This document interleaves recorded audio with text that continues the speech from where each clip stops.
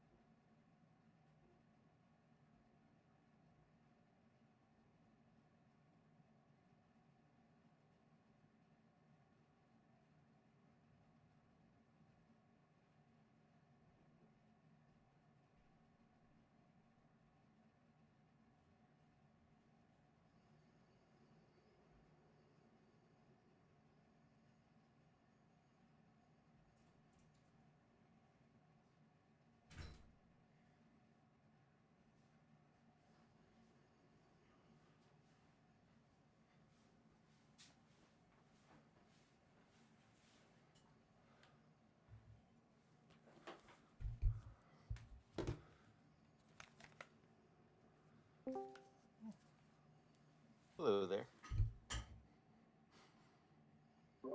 Hey, Rob, how are you? I'm all right. Sorry I had to wait.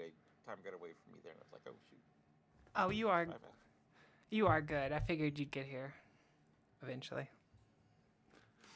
I um I had a pretty good week. What did I do? Nothing cool. Then why was it good? I worked a lot. Set up some D&D stuff. Was writing. What'd you do this week?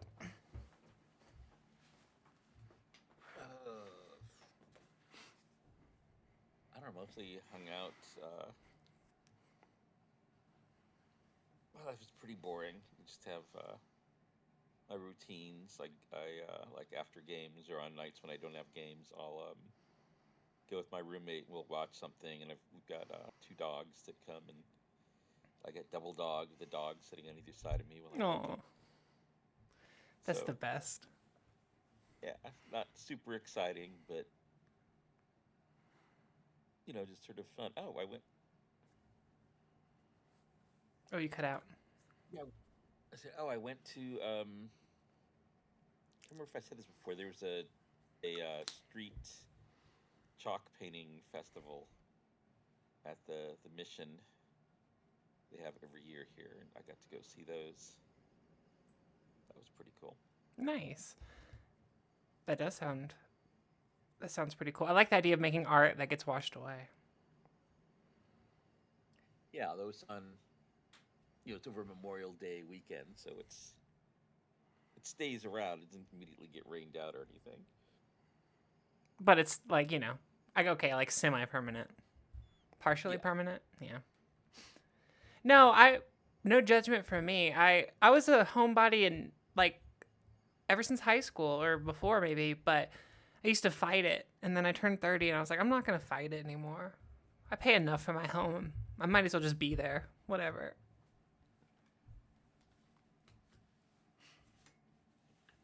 I've always kind of been that way. I used to read like crazy back in the days before video games. Oh my goodness. I was just always reading. It was always I kind of joke around that I'm like 70% on board with being a brain in a jar, just because all the things I like are pretty mental. Yeah. If you had to lose your sight, hearing, or speech, what would you lose? Like you had to lose one of them. Hmm. Maybe speech, because at least I could still type. Yeah, and then like it'd be so hard to live without music, and then like nature and media is so beautiful. Like it'd be hard not to see it.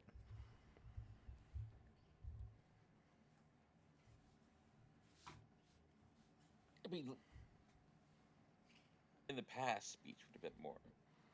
It's still been pretty important. I raised three kids, and I think that's part of why I'm a home buddy. Is I spent so much time having to take care of other people that when it was finally like, okay, my kids are all grown up, I can just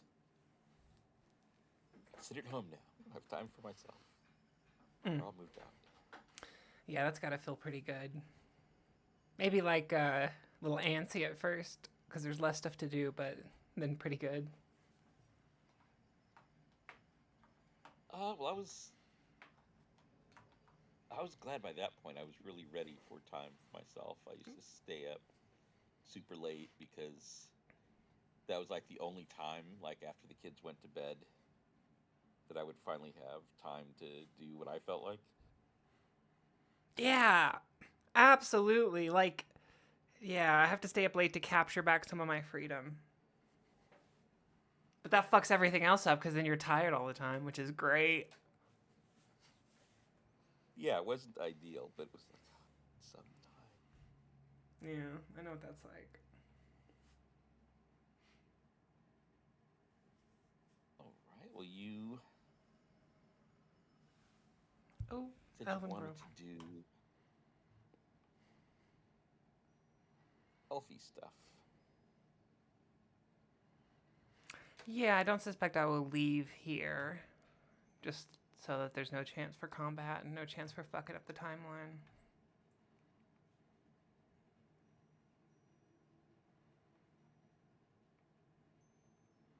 I'm Okay. even into Elven Glade music, so that works. Ah, so peaceful. Oh my god, let me just...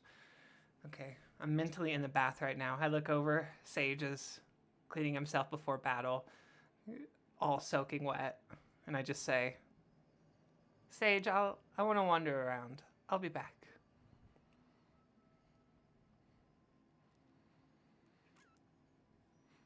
Is there just one guard over here?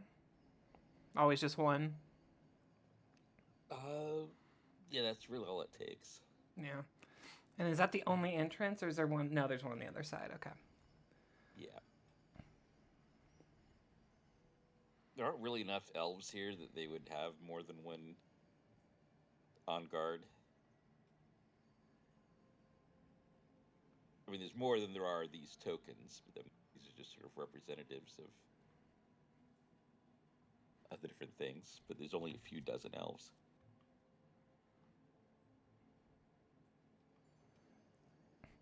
I look over at this residence tree over in the upper right hand corner. Does that tree go higher than the wall? Yes. Okay. That's fun. Okay. Do the branches flow over the wall, or is it all kind of contained on this side? It's all contained within the wall. Okay.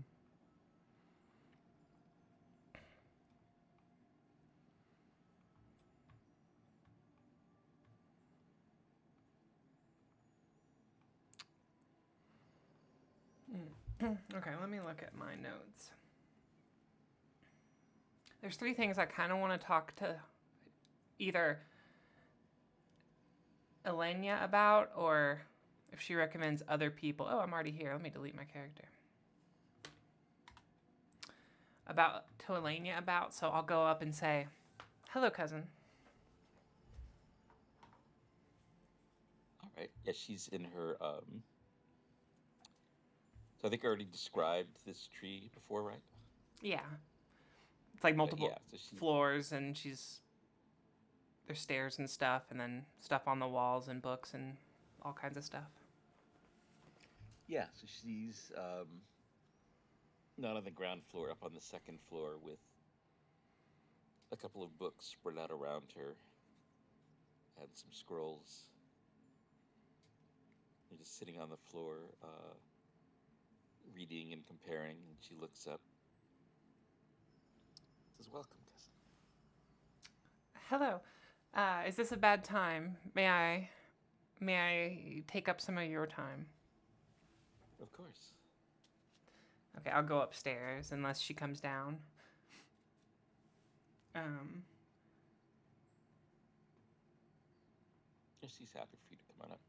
Yay. Okay, I'll take a seat. Kind of look at her books. Is she making stuff for preparing for leaving, or what are those books? If I can read them or glance at them. So give me an investigate. She looks them over, trying to make sense of them. Yeah. My character sheet wasn't up. 1 second.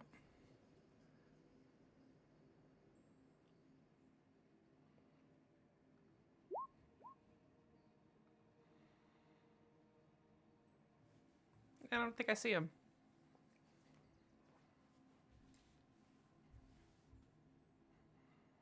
Yeah, we'll say some of these are in languages you don't recognize. One seems to be one that you do recognize. Seems to be a religious text about what are considered the old gods. Siam, the god who created the dwarves and elves, is considered one of the old gods, but he's considered okay. You know, not pagan per se, because it would be wouldn't really work too well to deny, or outlaw the god of the dwarves and elves. I say, I have a couple of things that weigh heavy on my heart. You know, a few of my friends have gone through troubling times or are going through troubling times right now outside of the hell that is attempting to reign into the city. And I hoped you could provide some advice, guidance, and then maybe some actual assistance on one of them. You remember my... Sorry, what'd you say? She says, I will do what I can. You remember my feathered friend? Of course you do. You just talked to him. Yes.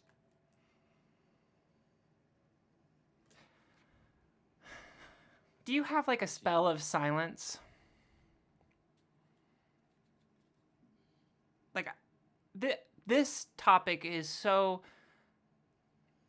If you don't already know, me talking about it puts both of our lives in danger. And if you do know, there's a chance it still puts my life in danger. And I don't want anyone overhearing it.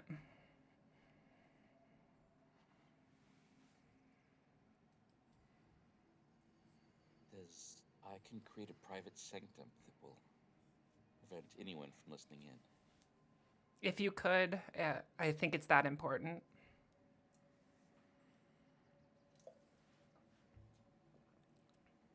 She nods. She spends a moment casting the spell. Says, what troubles you?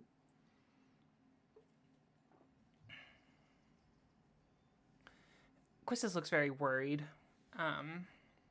very concerned. The silence or the privacy eases her a little bit, but she makes eye contact and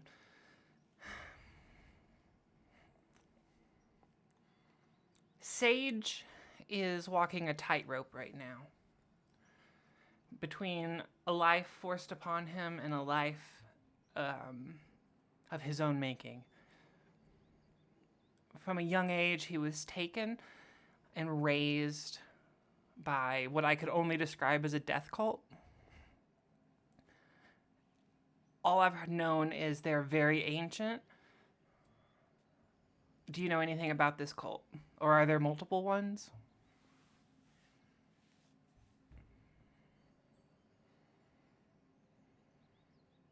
There are two gods most associated with death. Morgath is a god of chaos, of the undead, of insanity. Morgath was not always that way, but in the wars between the old gods and the new, invoked powers that inflicted this upon him. And the other? The other is Nava. Okay. Nava is very much the opposite.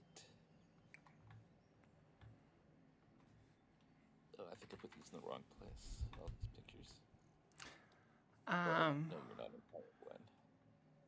I am looking at my notes, and Quistis is reaching back into her brain. I think it's Nava, right? That sounds familiar. Or is it Morgoth? No, I think it's Nava. Okay.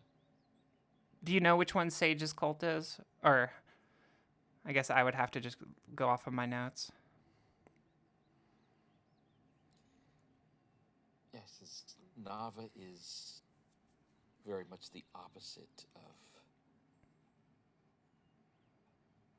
Morgoth. Nav is a god of strict hierarchies. his followers could be called upon to sacrifice themselves without question, to exercise incredible discipline. Okay. I actually found it Then 100%. So the memory comes back, and then Quistis interrupts, and she says, "It's Nava. He's in a cult of Nava."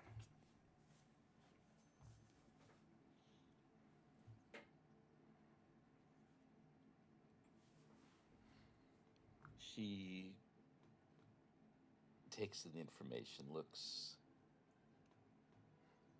not scared but concerned.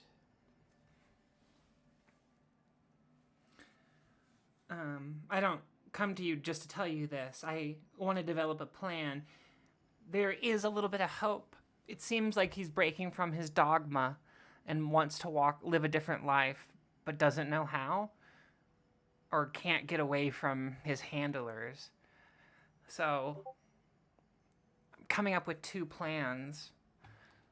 One where we save Sage, either fake his death or somehow get him away, and then we hurt the cult. And another plan, if Sage does end up turning on me, where I have to kill Sage and then also kill the cult.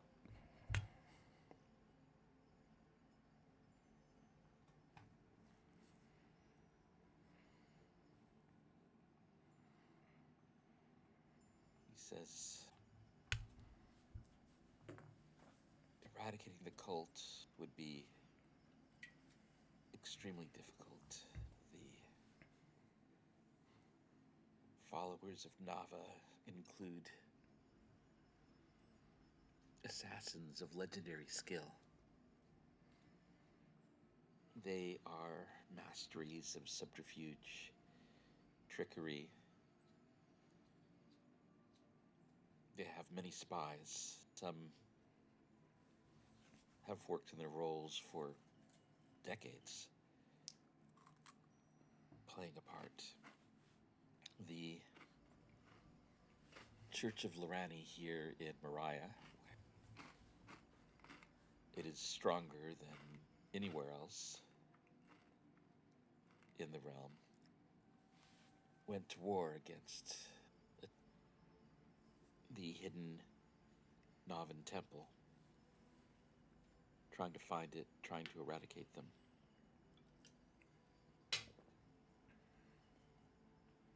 And they failed, obviously. They did. They ultimately declared a victory, and they did have some success in rooting out Navans. Well, though they claimed they destroyed the temple, they did not. I don't suspect I'll be able to kill all that many of them, and that's not really my goal. I do know, which ties into my next topic, although let's not go there just yet. I do know a dwarven lady who knows the recipe for black powder. Did they have black powder when they went to destroy the temple? Or was that still a secret from the queen? Or from the humans? They did not. Okay. So it was at that point known only to certain dwarves and certain orcs, strangely enough. Okay. So plan one is save Sage, blow up temple. Obviously, that's a long-term goal, and I don't even quite know where to begin to find the temple, but that's plan one. Plan two is to kill Sage if he turns on me, and only if he turns on me, and then blow up the temple. So either way, I need to get explosives into the temple. Do you know the location?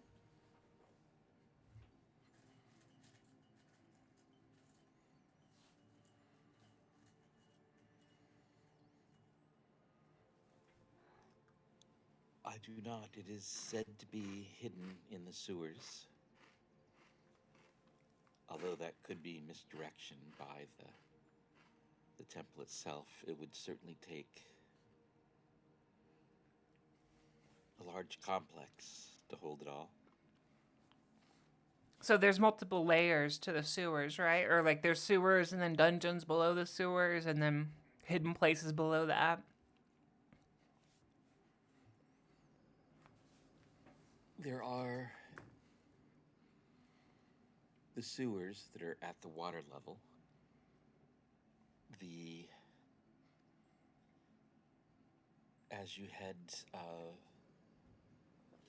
west along the island of the city, the island rises further and further above water level.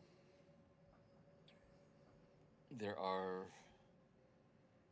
potentially layers above the sewers, but below the streets.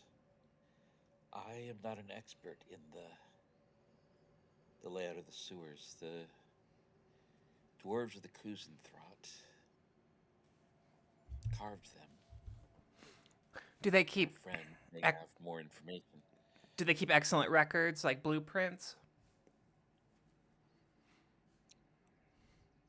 Merely says they are dwarves. Oh, you cut out. She said they are dwarves. Yes. I don't know what that means. Is that so? Yes, they keep records, or they're very Yes. okay. Cool. I mean, just knowing Gertrude, I would assume they would keep records, but maybe she's just particularly scientific. There are perhaps even a few among them that participated in the carving. No. And undoubtedly, there are some dwarven members of that cult.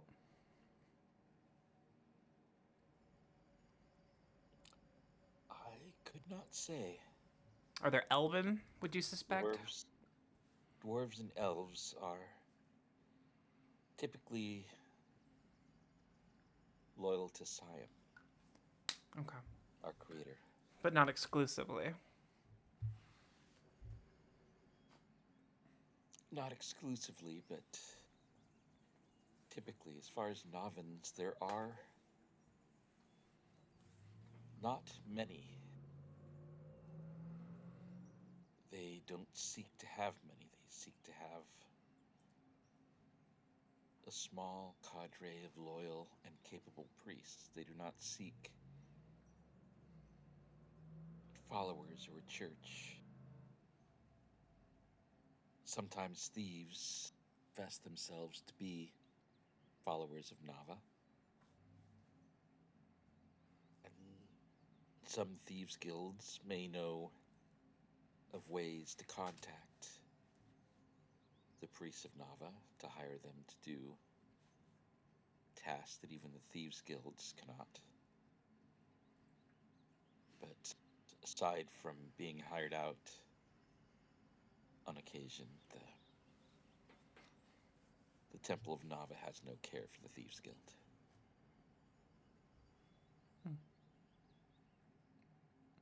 Their greatest doctrine is that one day the gods will go to war again, and that the mortal people of the world will be in great peril, and that Nava has mended them to create chaos and danger, to weed out the weak, so that when the day of war between the gods comes, the mortals will be strong enough to survive. They will say that this is good that they do, preparing mortals for an inevitable trial. But many people do ill while proclaiming it good.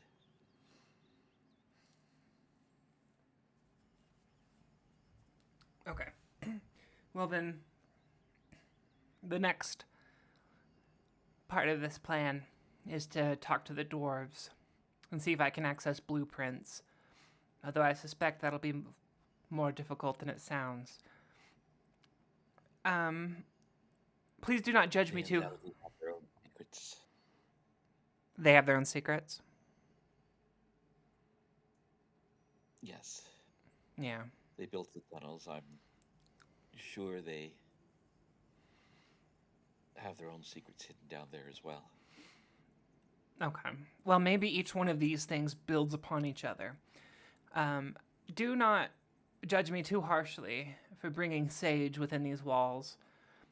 He did not need to tell me about his cult. I had not caught him in a lie. I had not caught him in a trap. I had merely befriended him and shown him a different way of life than the one he had grown up with. And he has shared a lot with me that he did not need to. I don't believe his future is set in stone. And I know the cult could be impossible to get away from. But I do believe he means good. If he has shared that he is a follower of Nava, that in itself goes, well, says something. Typically, followers of Nava would never reveal themselves. I'm glad we're on the same page. Okay.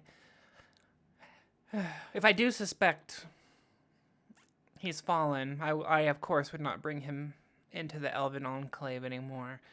But I think he's still on the path to breaking away. My next topic. Well, here is one thing I would tell you. Yes, please. Regarding Nava. Nava and his church are greatly feared.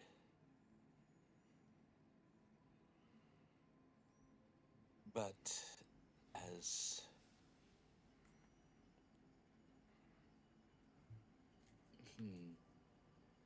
potent as they are with their spies, their assassins, a big source of their power is fear. Is fear that someone you know may be a Navan, that you are being watched and observed, that there are spies, even assassins everywhere. But the church is not so large that that could possibly be true. But there's just enough of them in the crowd to make you fear it. Yes, they realize that if one person in 100 turns out to be a spy, you'll always worry about the other 99. Even if there only ever was one. I'm pretty sure that's how the Soviet Union works. Or worked. Yes. Very, very much the same thing. Sort of, the fear that somebody is going to rat you out. Yeah. I've got I wouldn't say unhealthy obsession, but I really like the Soviet Union. Not because I'm a socialist or whatever. I am very far left, but I think it's more complicated than are you a socialist or are you capitalist. But they dissolved the year I was born, right? So I'd never lived in any of the Soviet. I've only lived in a post-Soviet world, and they almost seem like our exact opposites in some ways, but yet they look very similar to us. It's not like America versus like an African country or America versus a South American country. It's like there's more of a direct comparison, even though a large portion of the Soviet was Asian and then reached all across the world. But I don't know. It's an interesting time period. Yeah, that was what I grew up with, not just whatever the Soviet Union was then, but the propaganda about it. Mm-hmm. Which, I excuse me. in times where it was seen as the arch enemy nemesis of the U.S. and communism and socialism were just the worst. Mm-hmm. To the point where I remember like learning that as a kid that like that France had a socialist government. I was like, what? What? Don't they know that's evil? And it was only like as I grew up, I'm like, I mean, a family is basically a communist or socialist organization. And then later on, like going, I think I'm a socialist. Yeah. I But mean, yeah, it was the absolute worst evil. and it's hilarious to like try and separate it because like okay, one of the most popular programs in America is Social Security. Yeah. Like I don't know. I grew up in Texas around a bunch of people who even in like the 2000s everything was like anything left of Reagan or yeah, anything left of Reagan was communism and it's just like y'all are crazy people. It's not how this works. From what I've seen, I mean, there was obviously a lot bad about communism, how really the totalitarianism of the Soviet Union and China, but both did pull their respective countries Mm-hmm.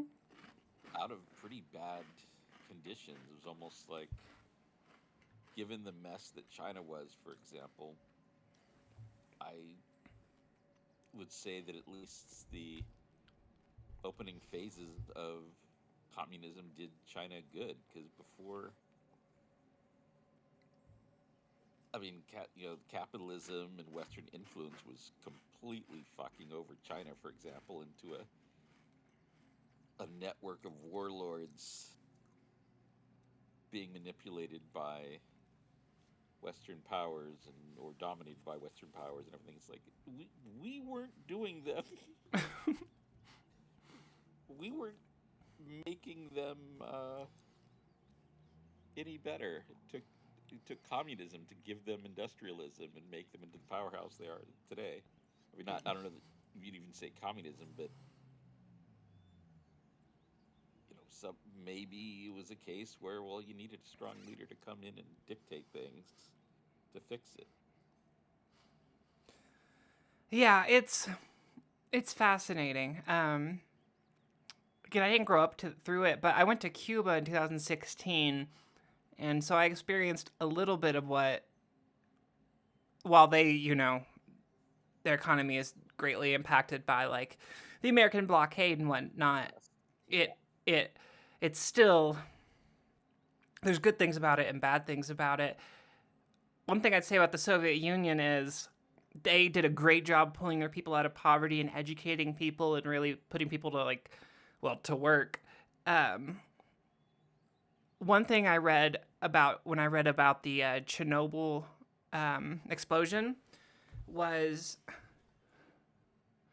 related to the holiday more, and one way they were able to um, participate on like the global economy was by essentially robbing wheat from Ukraine and then selling that at a higher price, obviously, to like the global people outside. But essentially, they did it on the backs of certain groups of people within the Soviet Union, and it was I definitely wouldn't have wanted to live there. Or maybe I Yeah, would have liked to live the inside U.S. has the main taken part of things Russia, but like a yeah, lot of times. in my the lore behind the books that I'm writing, one of the only free places, really truly free places, is actually the Soviet Union, except for one of the things that happens is the rest of the Soviet states realizes they cannot be controlled by Russia anymore. And so they kind of have like a civil war against Russia, and then they dissolve Russia as like a territory, and then they go on operating the Soviet Union. And I think that would be a better timeline than what we had today. yeah, there's a lot of assumptions I think that people made or make about the U.S. Like I remember at least the U.S. Sort of the propaganda they have, and that I think even some people still have today. It was sort of like classic Star Trek, where like the Romulans would be all, so undoubtedly you're going to torture me now, and then like, no, we don't do that. We're the Federation. We're the It was always good like the guys. Federation. We're the good guys, and America kind of had that. Like we don't do X and Y. That's what the Soviet Union does. But we did X It's and like, Y. no, we're the bad guys too. We did Yeah. some seriously fucked up shit. Yeah.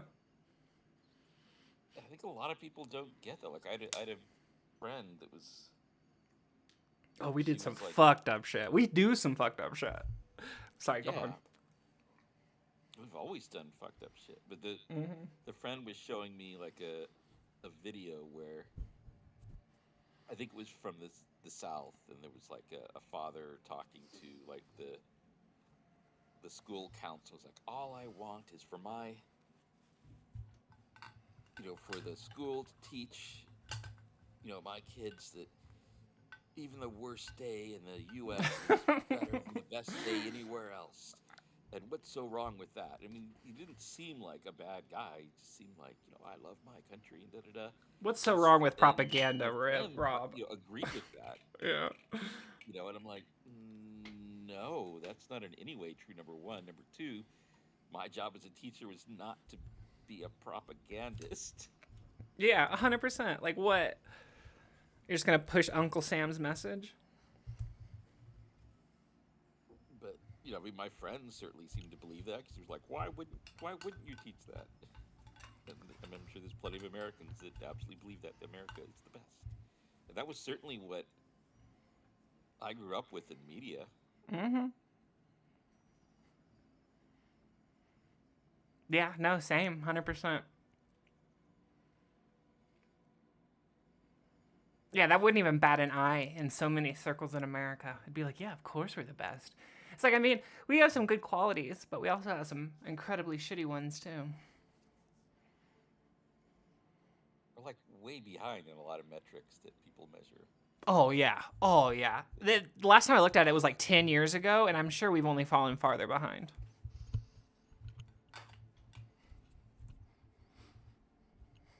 But, and this is a very silver lining moment, but I like the idea that I can, at least right now, get in my car and travel anywhere in America and just like camp in any national forest. That's not exactly the case in even European countries. Um, and that's maybe just a silver lining. Yeah, I mean, there's good things about America, but apparently we're not even by whatever metric freedom is measured. We're not. I'm not sure if we're considered in the top 10 of freest nations in the world. No. I bet you would be in the top 10 of people who say they're the freest. Oh yeah. Who believe they're the freest while they licking the boot. Yeah, that's our religion. It's like we're free. I remember George Bush like they hate our freedom. That's why they're attacking us. They hate our freedom. Like I think it was because we imposed a Shah in their country. Like we deposed their democratically elected leader because he wasn't favorable to our business interests and like nationalized BP, the oil industry, and we were like, we can't have that. Darn We it. need to own Iran's oil interests. No, it can't be that, Rob. It's freedom, okay? 9/11, freedom.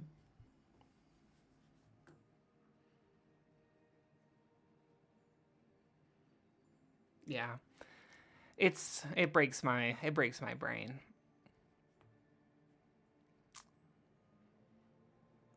I mean, shit, the stuff we're doing right now, blockading not just even the regular sanctions, but blockading Cuba. And if Cuba did something to us, we'd be like, what? There's no 100%. reason for that. It's like, 100%. We're like sitting on their chest, punching them in the face, and if anybody dares to fight back, we're like, "This is unprecedented." Did I ever tell you I left Cuba the day Castro died? No. Yeah. We were there for a school trip. It was right kind of when Obama was opening up, bettering the relations. And we were there for like, I don't know how many days, 7, 10. And it just happened to be like the day we were leaving was like Castro died. And it was like, well, I'm glad we're getting out now. I don't know what kind of chaos this will bring, but it might not be good.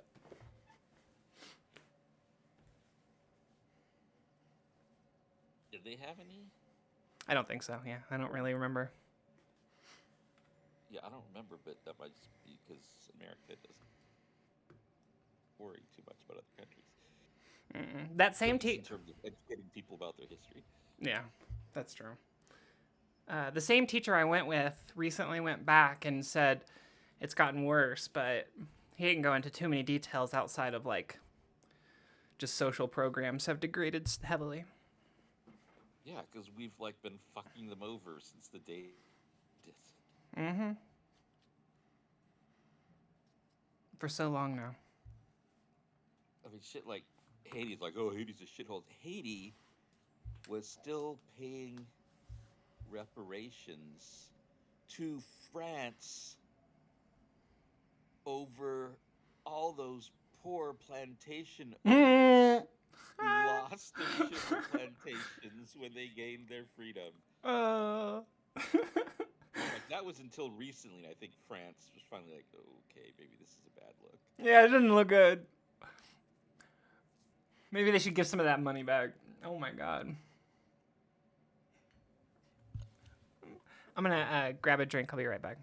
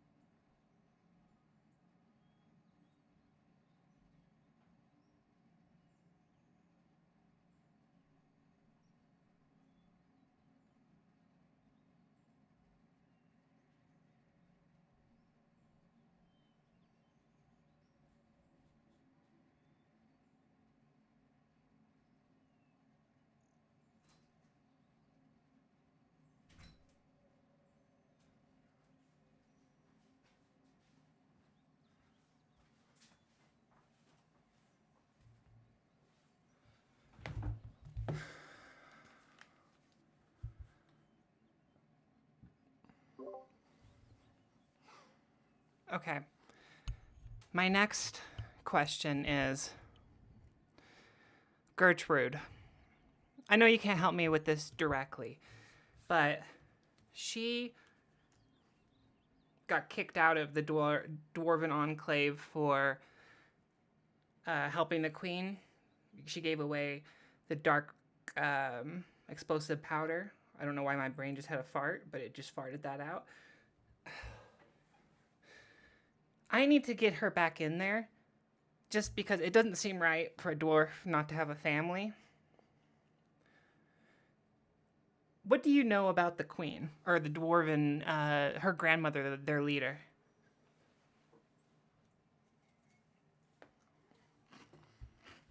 Let's see, I'll have her roll for this.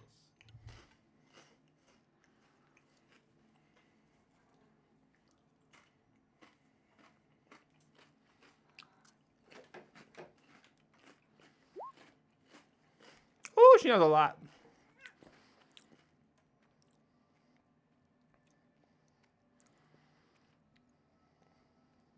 So, grandmother is, I believe, the oldest dwarf in the Kuzenthron. She must be around 450, which is extremely old even for a dwarf. She is still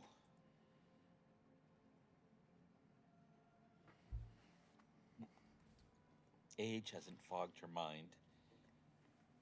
She's sharp. I did not know her in her youth, so I kind of made her more, or if she was always that way.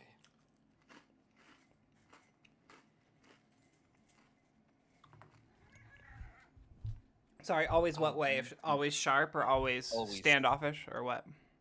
Always a curmudgeon. Always Oh, very, curmudgeon.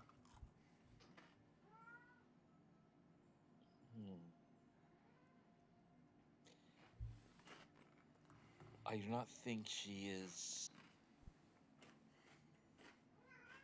into quick, harsh decisions out of anger, although I think it appears that way to people. I think there are many, even among the dwarves, who fear her temper. But I think she is wiser than make her decisions, or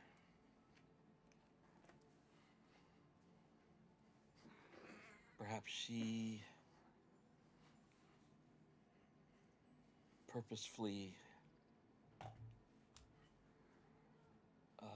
creates that reputation for herself to enter as a way of getting what she wants. But assuming that reputation is accurate, she's not one to cast out a granddaughter just for appearances because it would look bad to keep her in there.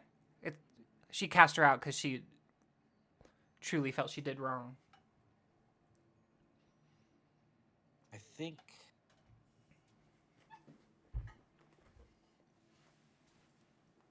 it could be that, or it could be that she thought for the Kuzenthron.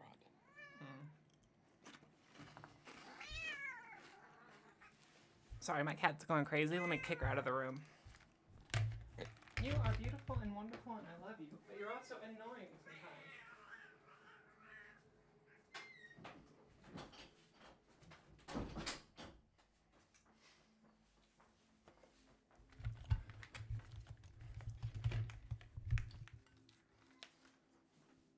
She has no quit. Okay. Does a dwarf forgive? Two of her. Sorry, what? Go ahead. What were you saying? So I believe she's cast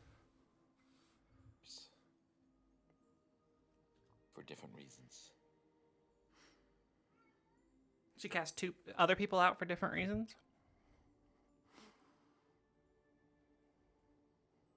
She's cast out another of her granddaughters. Okay, sorry, it cut out right when the subject of the matter of the sentence.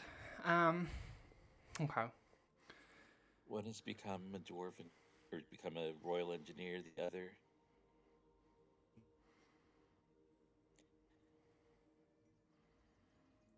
She is a criminal. The other's a criminal. Yes.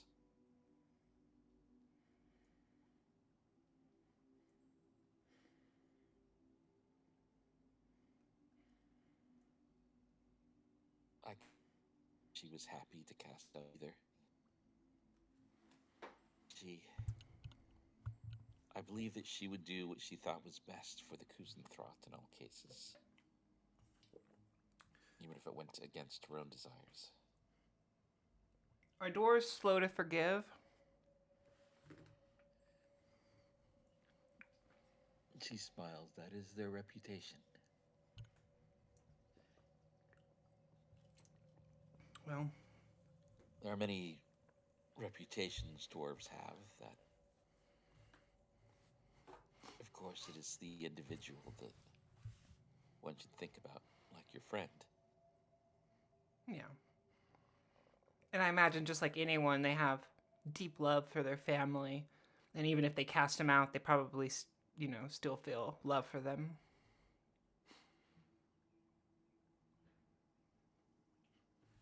I believe so, even if a parent has seen proof that their child is a murderer, even if they stand against their actions, I'm sure they still love their child. What may, and okay, this is another generalization, so maybe we'll single it down to the queen. But what makes a dwarf proud? What would make the queen proud? Would you say Gertrude's involvement in protecting the city by holding off the dead? Would that make a grandmother proud?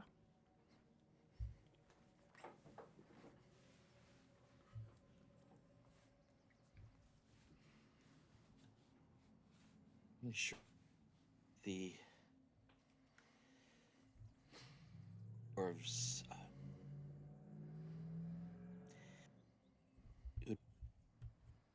that would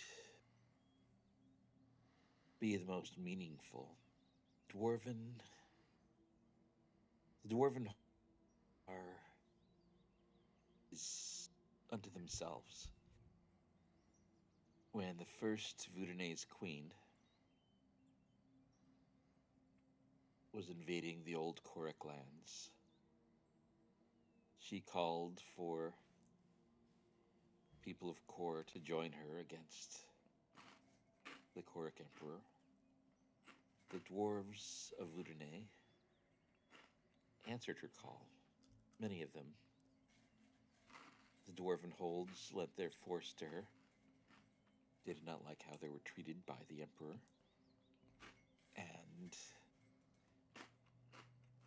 as a thanks for that, the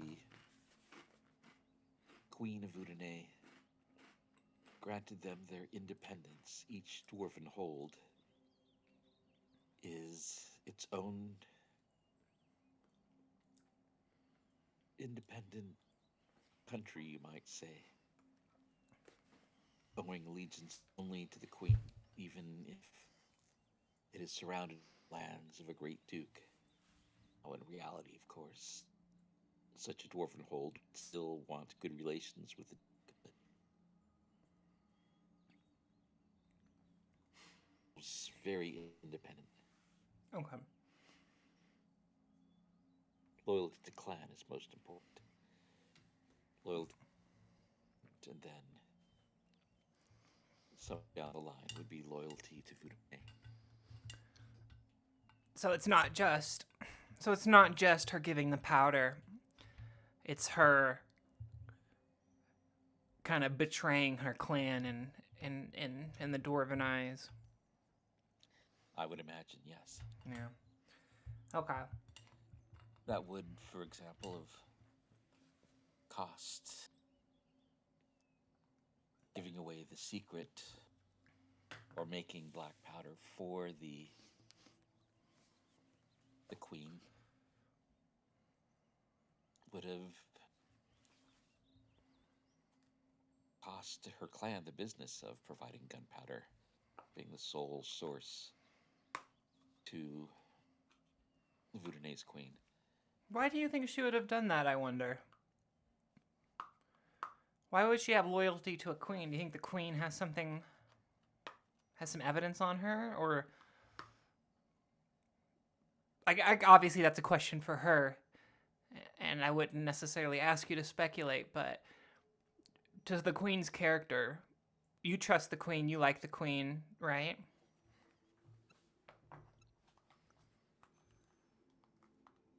I found her to be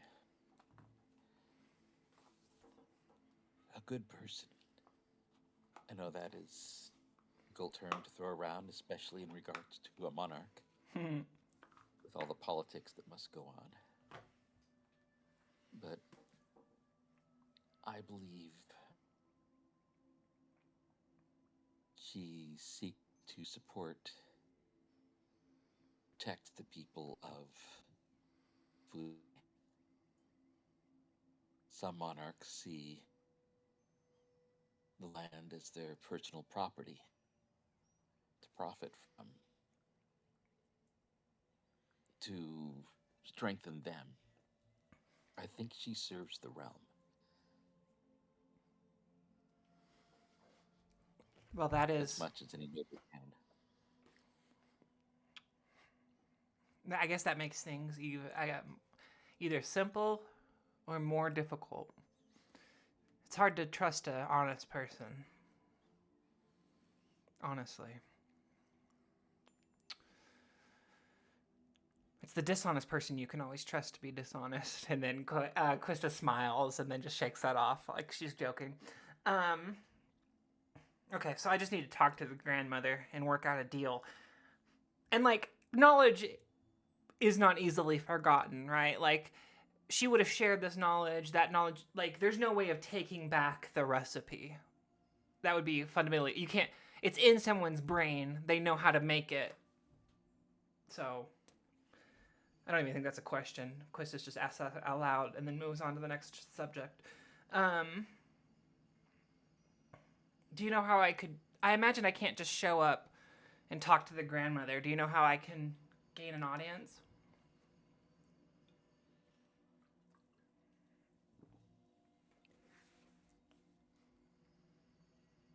Because that would be something you would need to arrange. It seems that you have a friend in the Kuzenthrot who is in their good graces. Perhaps that one could help. Or if Friend, you had a matter of... that's that paladin. Yeah, I assumed that was who you were referring to.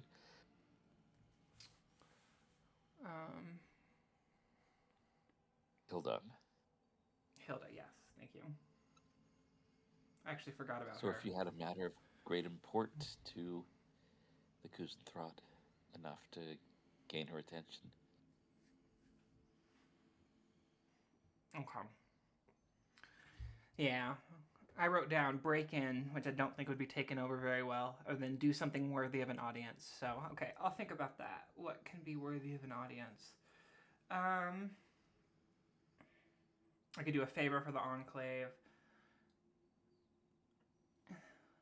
It's best if Gertrude doesn't know that I'm helping. She's too proud. I don't think she would accept my help. But, okay. That leaves me with go talk to Hilda. I appreciate that. What else troubles you? Just human society. Can we just take a minute to bitch about them? Like, God, how do they just let orphans roam the streets without care, without food, without shelter? It's all about money to them.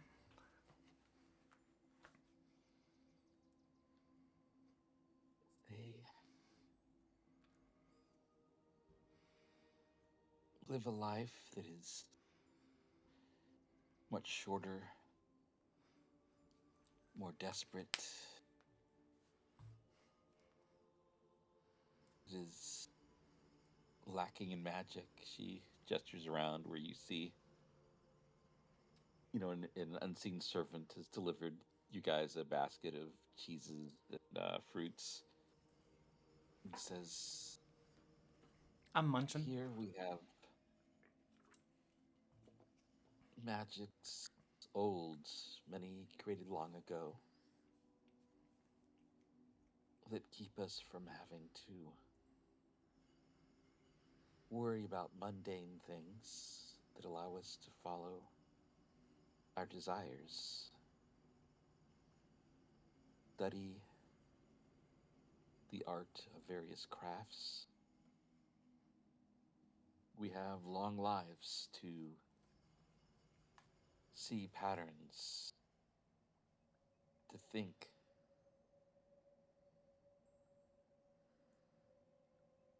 Humanity accomplishes great things in the short time they have, but they're bound by the need to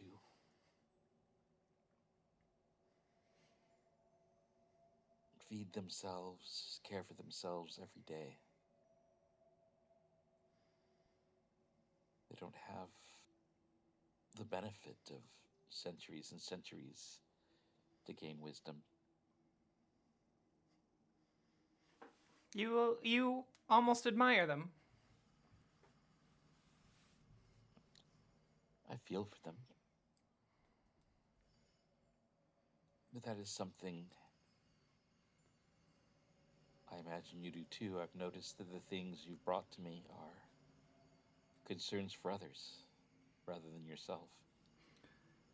Yeah, I don't have many concerns of myself. If the city falls, I'll try to protect it and I'll die, or maybe I'll escape. And then if the city survives, then I'll probably just return to my life of dungeon dwelling, rogue adventuring out in the wilds. I don't. But being here, and in some ways, I spent a lot of time in the city, even though I've spent much more in the wilderness. I do feel some type of kinship with the downtrodden, with the underdog.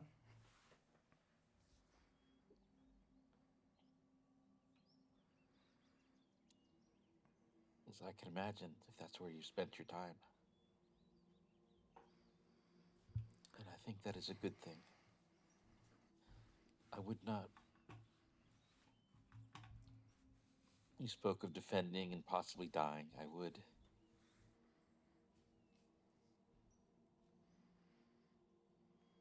counsel you defend if that is what is in your heart, but not to die if it seems all is lost.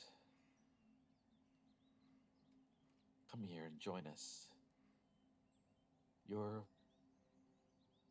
Do not forget that your death in this war is not merely a loss, but is a gain to the forces of the enemy. Mm. Your corpse will rise up and join their side.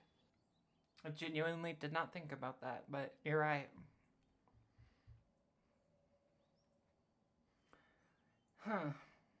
Okay, well, assuming the city doesn't fall, I would like to put together an orphanage slash soup kitchen slash performing arts center. Hold on, hold on, hold on, hold on, hold on. We're gonna call it Miss Q's Performing Community Center for the Gifted of Gab and Light of Foot, plus heels and soups, hot to go, kebabs also. Do you like the name? I've been working on the name.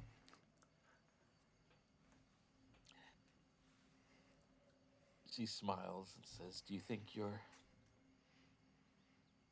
younger patrons will be able to remember the whole thing?" We'll just call it Miss Q's Performing Arts Center or something, or, there'll be an acronym.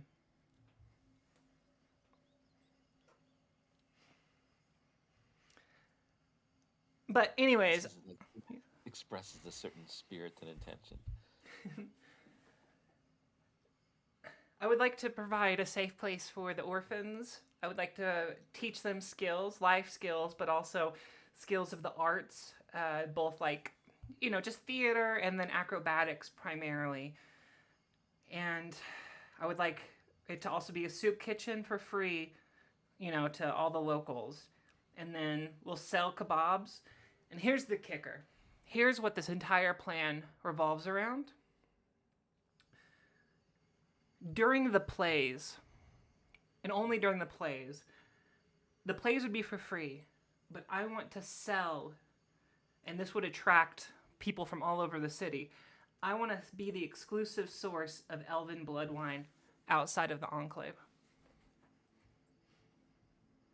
More than that, I would like, for at least a period of time, y'all to donate the wine to the orphanage so that we can start to make money for ourselves and so that we can support ourselves by by selling the wine during the plays.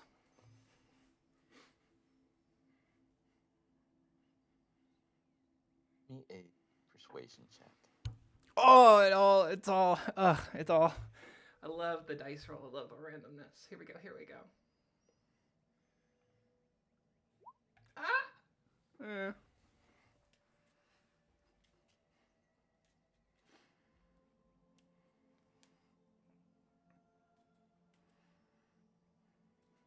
Does there? If that fails, I will burn an inspiration. Or is that good enough? I guess I'll just go based on what she says.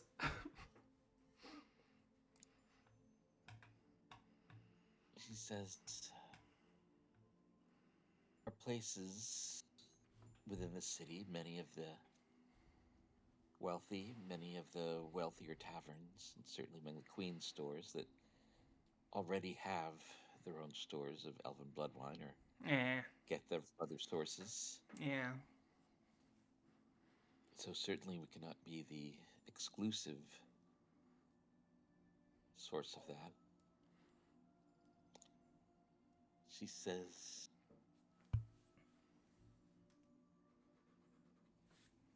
I will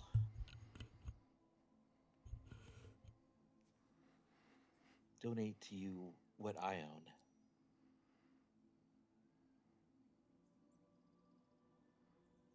Thank you.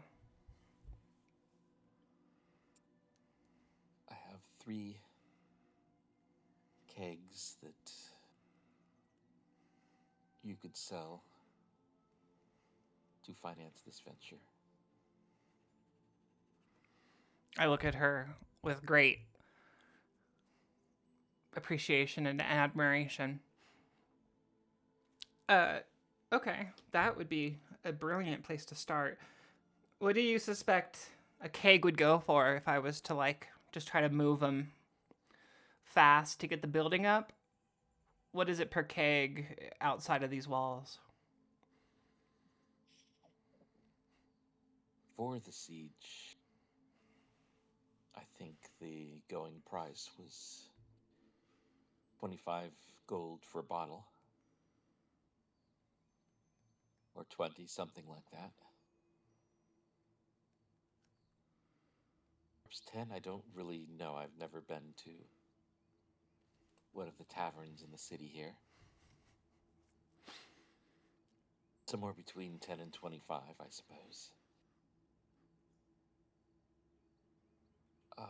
Now, the stores have likely becoming exhausted. I'm sure it could be worth much more, although only the very wealthy would have the coin for it. Yeah. And how many bottles per keg, roughly?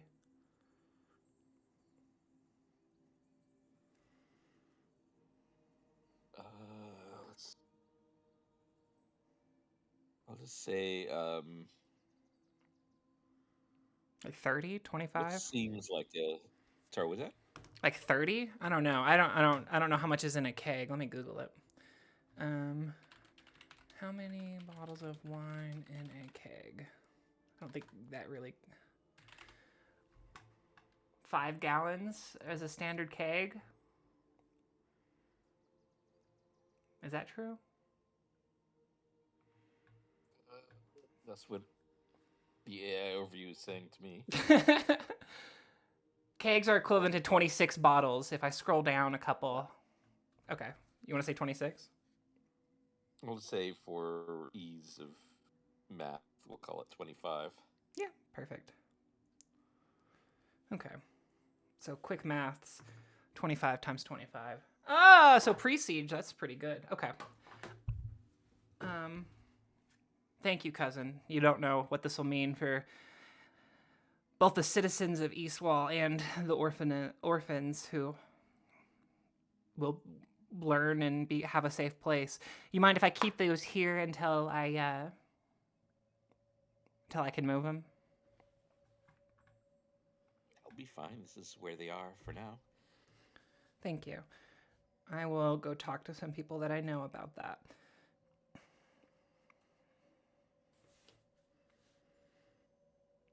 And then just, could you bring me to Eastwall real quick? My character's not going to move there. I just want to, like, mentally look at it. We'll just say Quistis is looking at it in her mind.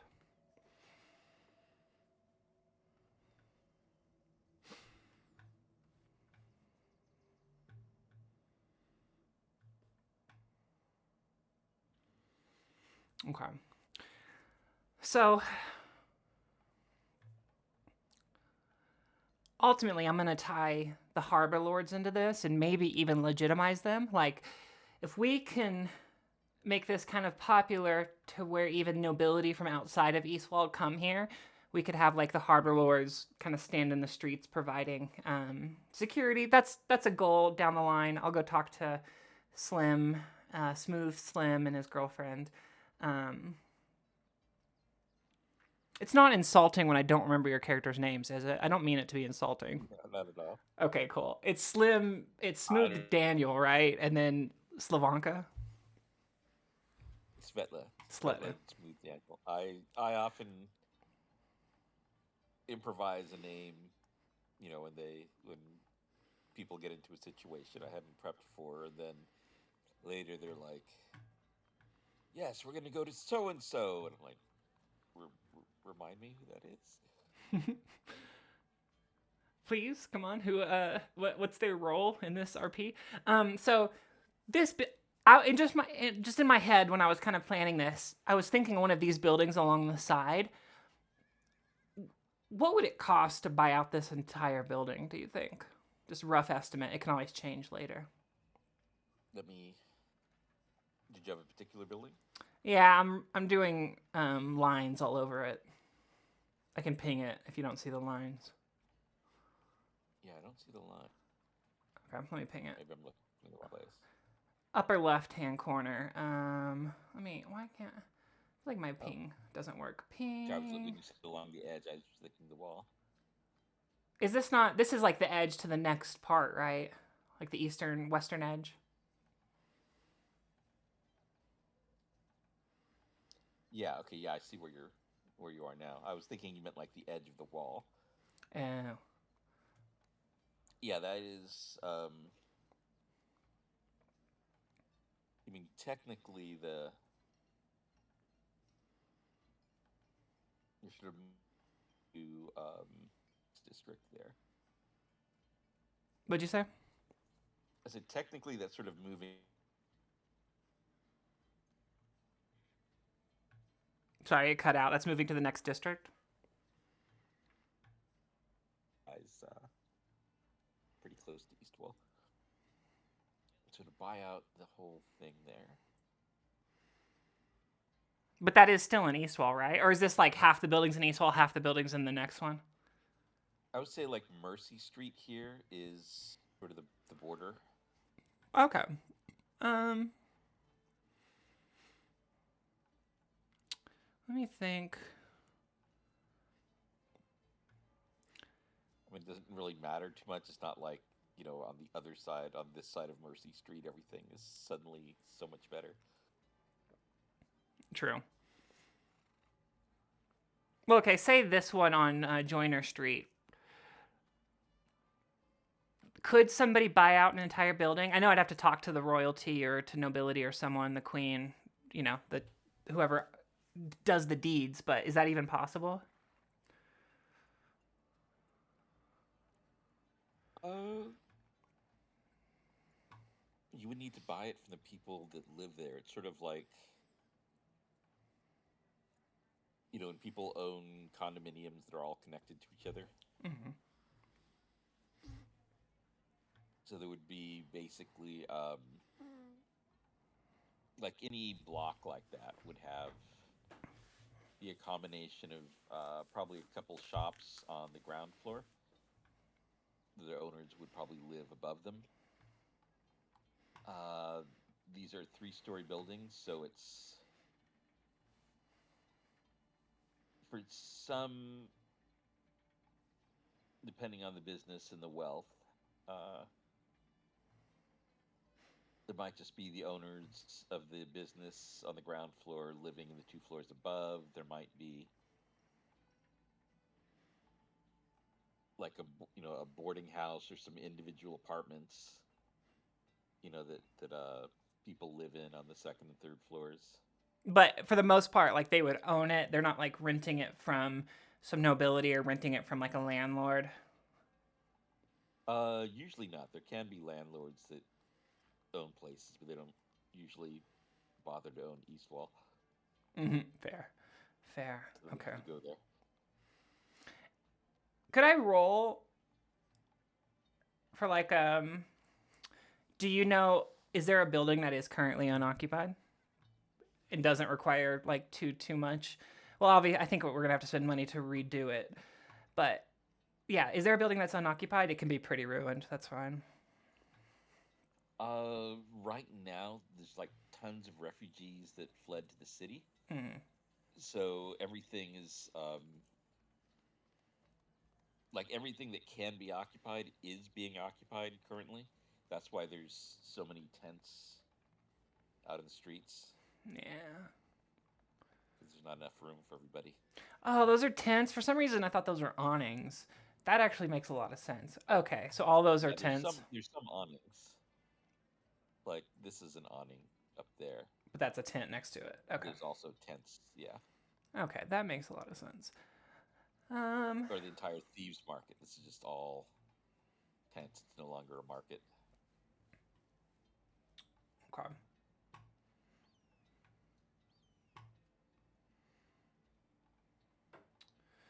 All right. Well, then I'll have to role play talking to these people, but it's probably best if I just get a bunch of money first, so that if they are willing to sell, I can do it right then and there and get them out. Um.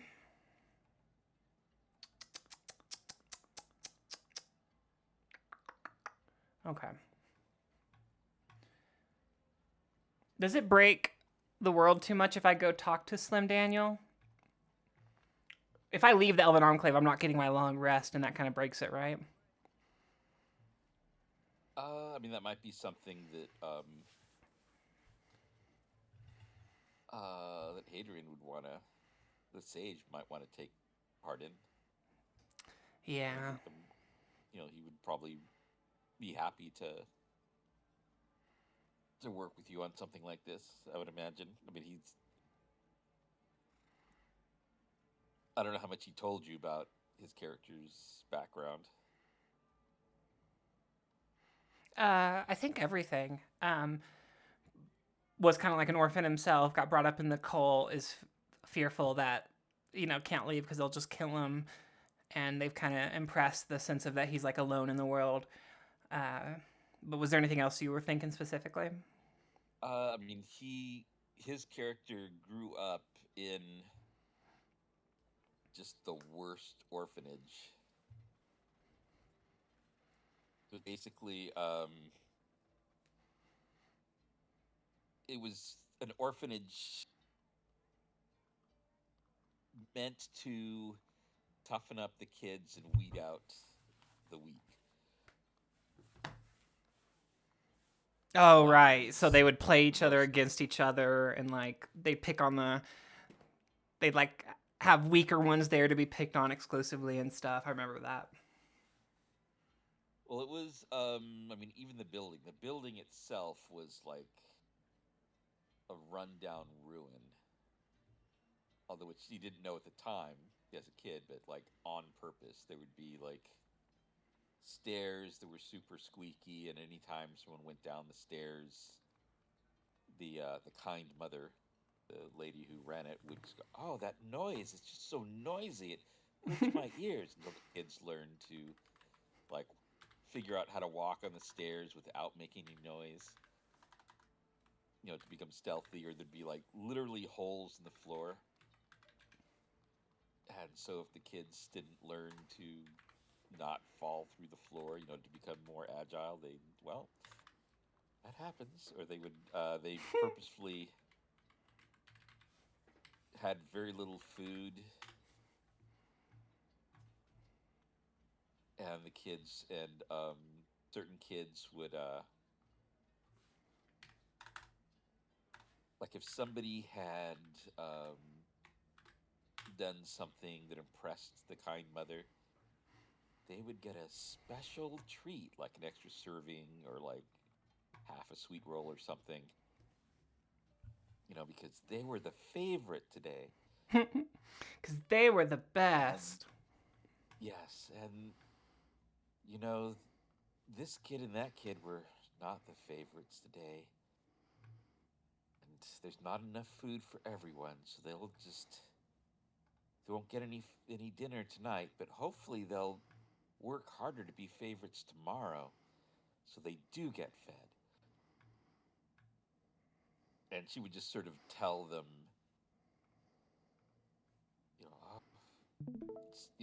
the fishmonger, was very cruel and tried to cheat me on fish. I wish something bad would happen to him. The kids would take that as like, okay, let's go do something about the fishmonger. But then she'd also go, but don't let me catch you, or don't let me hear about you doing anything bad to the fishmonger. Because the whole thing was like, don't get caught. So basically training them to be like arch criminals. So, it's more of like a long-term goal. The short-term goal is actually to help and to like teach skills and get kids a safe place so they're not just always on the streets. But I did specifically pick glib of tongue, or glib of tongue and like light of foot. So in some regards, no, 100%, this is going to be kind of like the headquarters for miscues, miscreants. Not all kids are going to be miscreants. Like, kind of like in Harry Potter, there are the precepts. I'm thinking like there'll always be like 16 miscreants, and they're essentially the student leaders of the organization. I shared my screen. I kind of drew what I want the inner side of the building to be. Do you think that one, it's on Discord, do you think that one building could fit? It would have 3 floors and then an attic, right? Let's see here. And this might not be clear how I've laid it out, but it's like upper left is first, and then the second floor, and then the third floor, and then the fourth quadrant would be the attic.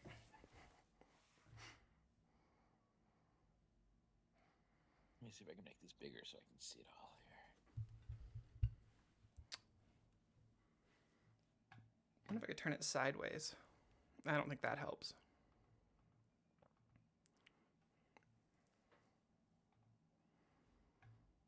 I mean, it's a decent sized building, so the one that you were looking at, so definitely could fit a lot. Okay.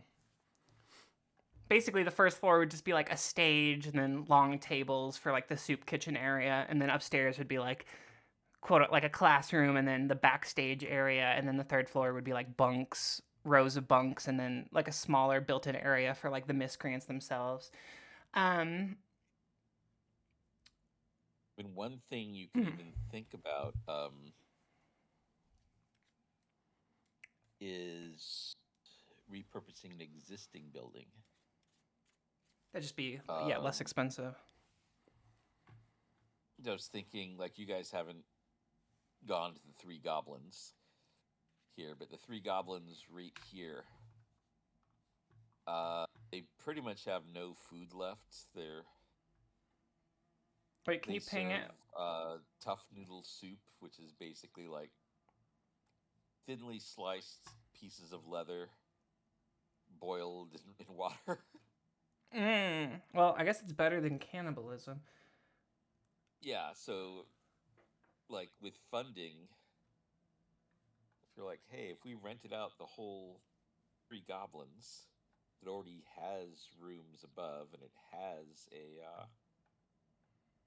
little stage area, like the common room area is 2 stories, with a balcony on the second floor that looks down over the common room, where you basically create a you've got a working stage there without having to. Basically, you really wouldn't have to change the building very much. You've got a kitchen. You have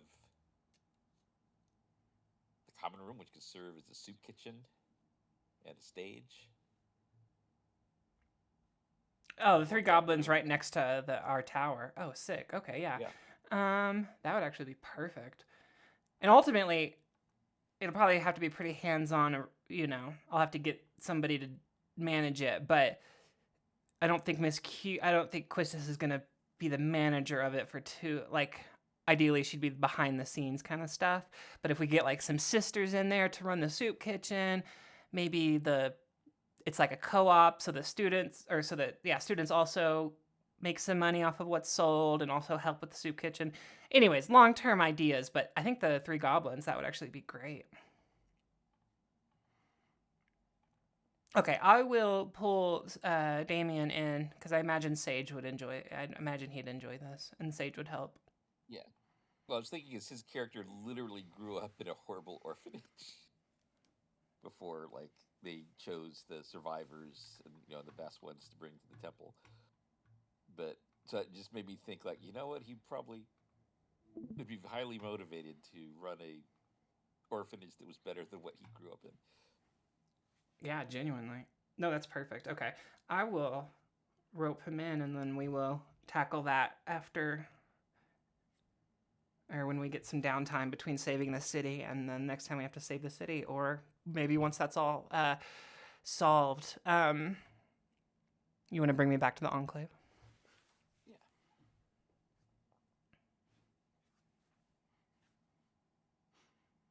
But then eventually, so the Miscues Miscreants is kind of its own smaller thieves guild in some sense. Not really, but in some sense they're, my, I don't know, the extension of my arm. But that place will be for like age 6 to 16. Once they age out, then I'll start like an actual thieves guild that's, secret and separate from the other thieves guilds. I look to Elvania and say thank you for everything, the knowledge, your assistance with the kegs, everything. It'll greatly improve the people's lives. I'm glad. If you ever need to refresh your spirit or wish to talk about some of your ideas, you're always welcome to come here.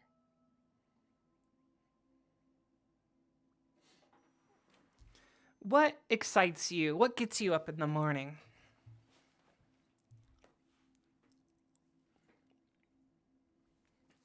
She smiles and says, a source of knowledge that I've never encountered before.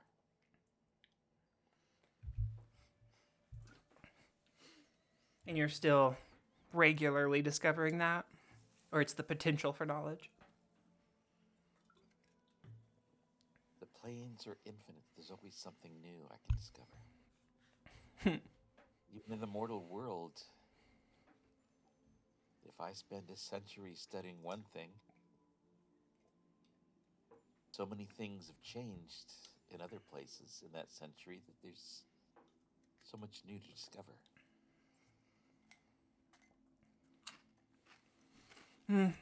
The gift of time. I imagine I know it's both a gift and a curse. I'm not sure what the curse side of it is yet, but I can imagine everything has its negatives.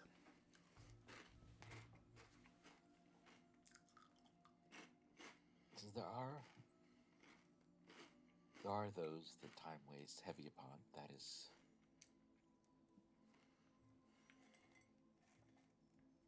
Are you familiar with our rituals of rebirth, of reawakening?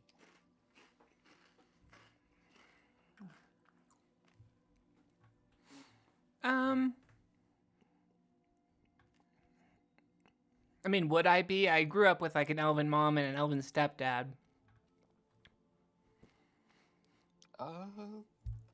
Give me a I don't know, give yourself a roll to see if you know. What's that, Just like history? roll a d20, and the higher, the more you know, or something. Okay, yeah.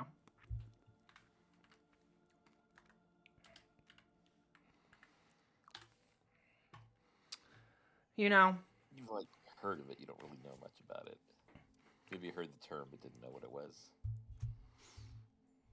my stepfather, he kind of always treated me as lesser. Maybe I just, maybe he just didn't share the appropriate knowledge. But please, tell me more. It is unlikely that the topic would have come up in your lifetime. There are those among us who either grow weary with the passage of time, or experience a growing ennui, or perhaps have regrets they cannot live with. For such as those, there is a place in the Blessed Realms, the Birch Tower. Such a person will go to the Birch Tower and go to sleep there for years, decades, maybe even a century. And as they sleep, their memories will flow off to Siam, to be made into dreams, to be carried out to people. And when those memories are gone, they reawaken. They still know how to speak, to take care of themselves, the languages they've learned, things such as that, but they are as someone new. Even if they'd lived 3,000 years before, they can now walk into the world with as much wonder, with as much to learn as the youngest human. Have you gone through this process? I have not, but there are plenty who have. Some have done it more than once. It is considered taboo when someone has gone through reawakening to speak to them of their old life, because clearly they had reason to wish to leave it behind.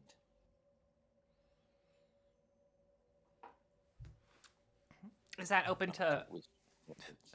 all of the Fae, or is that just like elven blood only?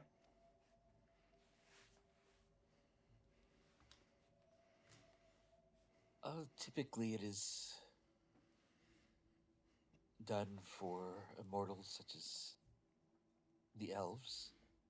I do not know if any of the Fae of the Feywild would wish such a thing. But it is done in the realm of Sion, in the Blessed Realms. Owlins are Fae, right? I don't know In that this world, distinction. yes. Okay, cool. Okay, so that's something to think about. Is that cloak of protection? Is that realm of protection thing still on? Yes. Okay. Private sanctum. Before I go exploring more of the Enclave, back to our first topic. Sage, do you know of a way to get him away from the cult. Not just like away, but like away from their power. Like the only thing I could come up with was like faking his death, which would require him to forever leave the city, I imagine. But this whole reawakening, maybe it may work for Sage if he, truly wishes to get away. But that would still leave the cult, searching for him, I think.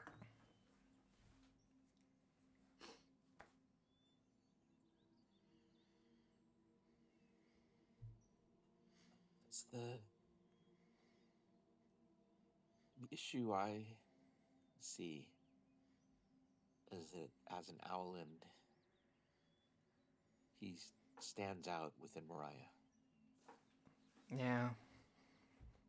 He cannot simply blend into the mass of humanity. Eventually, he would probably have to leave the city if he wishes to make a clear break.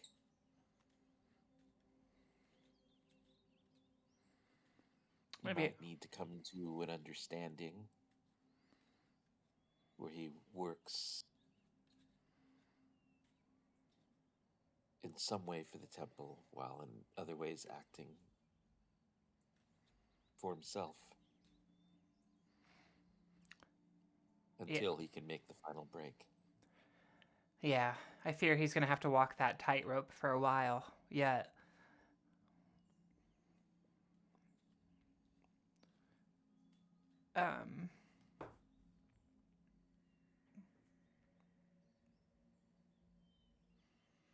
And then, say I procured like a hat of disguise or whatnot.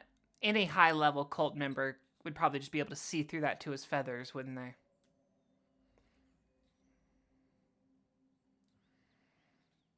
If they had true seeing, but without spells, unless they were specifically examining him, it would probably work fine. Okay, so if I get like 3 or 4 hats,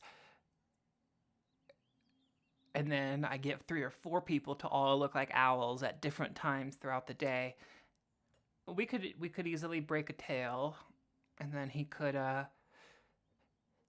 Okay, all right. I'm developing plans. Plans on plans. I'm scheming on scheming on schemes. Yeah, those pics I put up are actually the pics of the Birch Tower. Ooh, let me go. The same general architecture, except the Birch Tower is it's like a gigantic birch that, like the Birch Tower has like 6 floors or 7 floors or something. Ooh, that'd be a nice place to live. With lots of beds, obviously.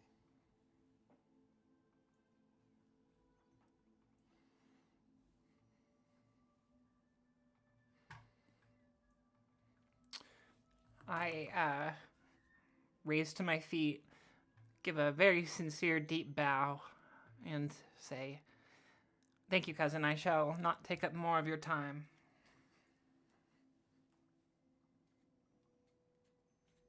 I always have time for family and friends.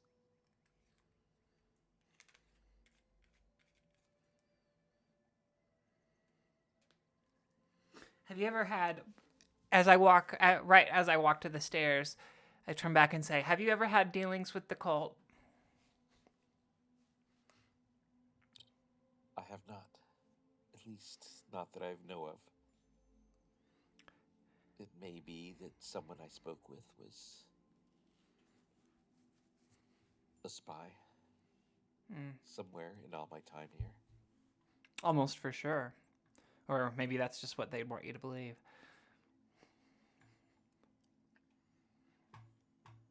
And you don't know. I said they gain their power by making you fear that any one person you speak to could be one of their priests.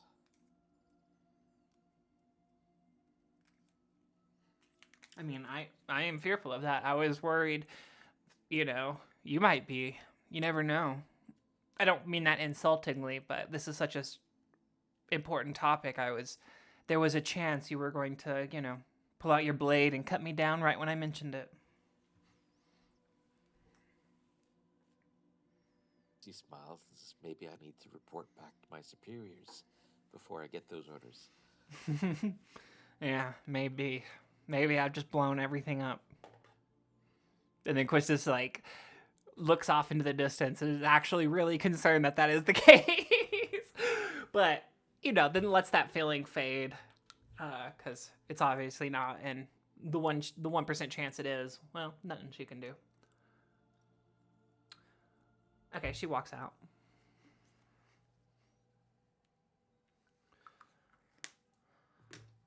I walk over to the Anything else? tavern and get a drink.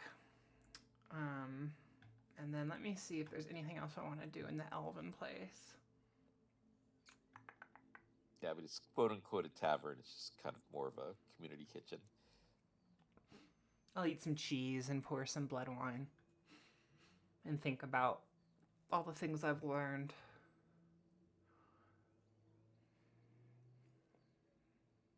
Okay, so I may need to get her back into the enclave, the Dwarven Enclave. If I can get her in the Dwarven Enclave, she may be able to help me get to the blueprints. If I can get to those blueprints, I might be able to eventually convince someone to give me black powder, and I can maybe blow up the temple. Well, Quistis thinks to herself, nothing's really changed, but at least I've got a direction to go in.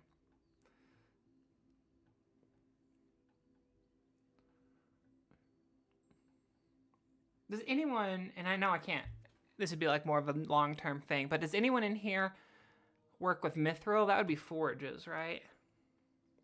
Yeah, or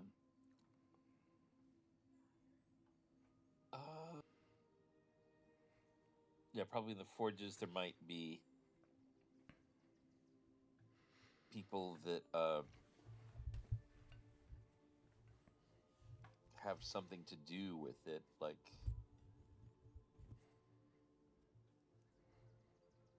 say if a woodcraft, something made has fittings of mithril or something like that, something very fine. But yeah, the forges over here would be the center for that. Okay. And obviously I wouldn't try to get anything now that would affect the current mission, but just maybe in the future.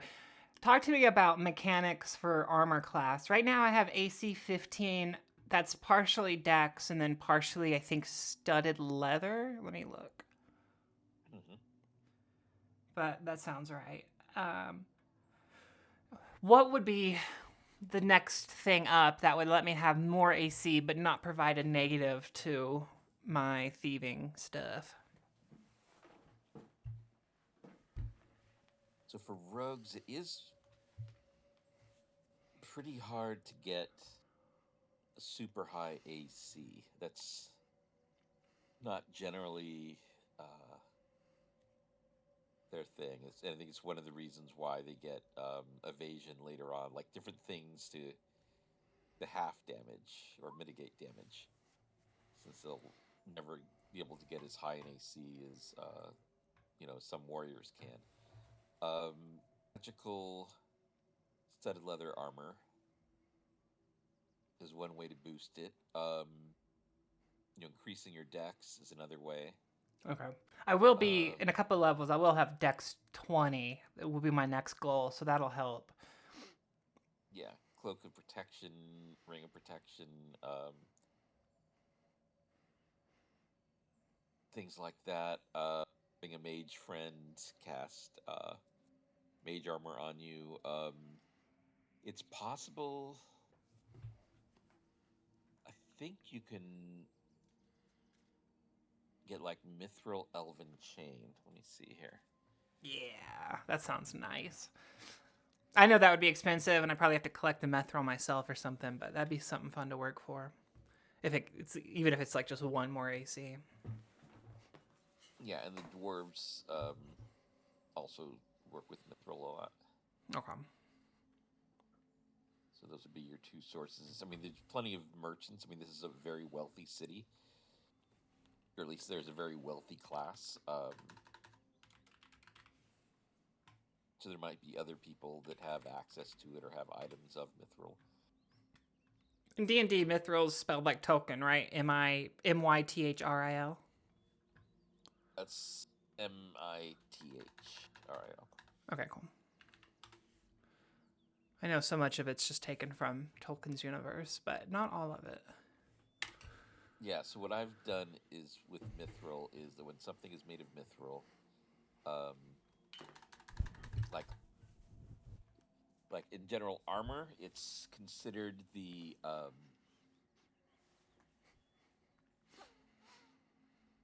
next class lower. Like Elven Chain is normally medium armor, but with if it's made out of Mithril, then it becomes light armor. Ooh.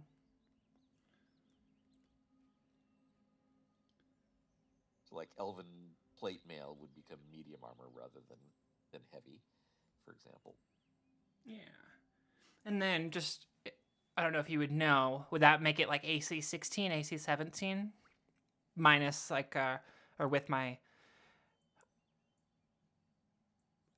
dex right now and the studded leather, it's 15.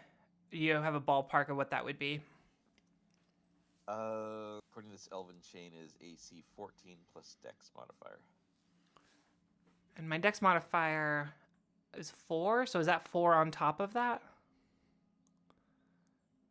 That's not a 1-to-1, right? Dex modifier, but max 2. Oh. It's really hard to get past like 19 Okay. as a rogue. But I am at 15, so I could at least theoretically over time get 4 more. Yeah. Okay. Like yeah, like +1 studded leather. Ring of protection or cloak of protection. Increasing your AC. I mean your dex. But you get as you go up. Let's see, what is evasion?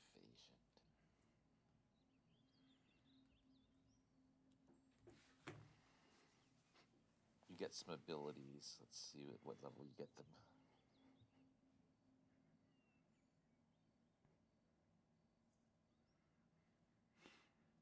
Oh yeah, so that elven mithril armor would be no good because it would ultimately be lower because it has a limit of +2 for AC.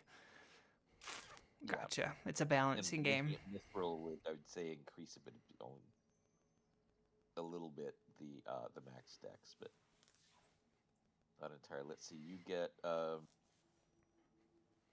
at 5th you get uncanny dodge, and at 7th you get evasion. Okay, so I should have uncanny dodge. Yeah, I've got uncanny actions. Dash, disengage, hide. Let me see if I've... Oh, no. Yep, I've got dodge, too. Oh, you're right. How come I cannot read? Dodge is starting at 5th level. When an attacker that you can see hits you with an attack, you can use your reaction to have the attack's damage against you. Hits you with a... Okay, cool. So I can roll that. I can announce that after it hits, but before the damage is announced, probably. Yeah, and so that's basically like once per turn. Well, okay. I think, let me see, is it a reaction? Start. Yeah, you can use your reaction. So basically once per turn. Okay. You can have, take half damage. Okay. And I don't really want a cloak of protection because I like the invisibility of my current cloak, so maybe a protective ring would be nice. Is there any way that I can sacrifice one of, like, a wizard or whoever makes it can sacrifice one of my levels instead of one of their levels? Yes. What I usually do, because we do group XP, is that when a magic item is made like that, we because I want to keep everybody in the same level. Yeah. Yeah, it gets shared among the players, so they generally talk it out. But usually, I've seen people are quite happy to just well, if we give you a staff of fireballs, then we all benefit from that. So yeah, I'm willing to give up some XP, especially when divided among the party. They're like, y'all give up that much XP to, have artillery support. Yeah.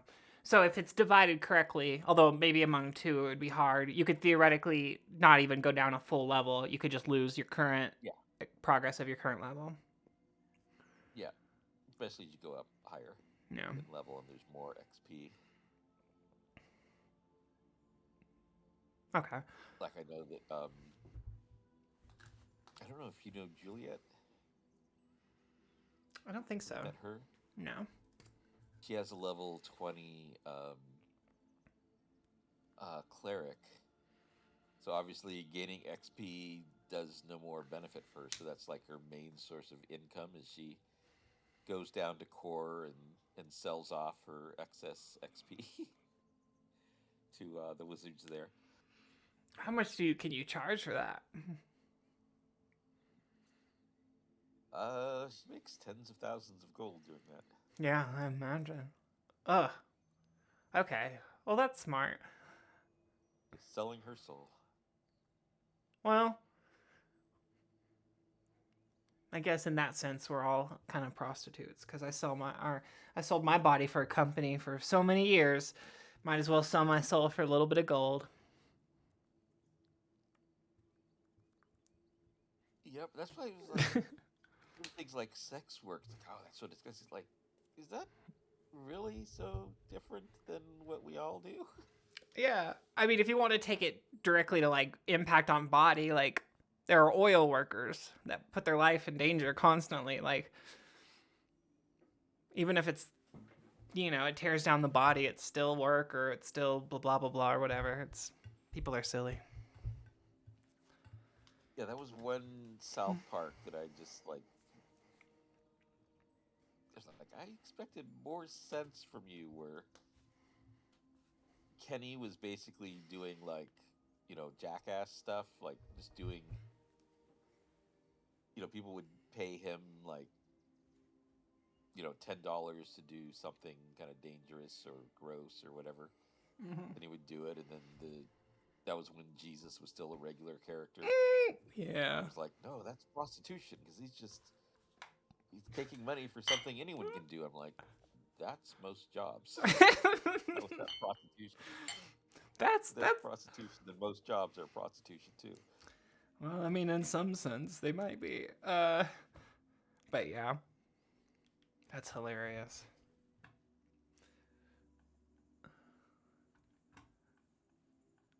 Let me think. Is there any other person I want to talk to?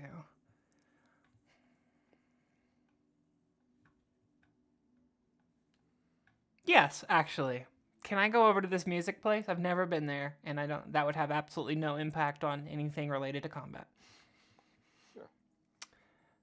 I imagine it's kind of set up like the other trees. Are all these trees Yes. kind of set up like that photo? Various levels, various heights. More or less. Some of the ground floors have. You saw how the top floor picture. There's sort of branch walls. I'll wa- The library there.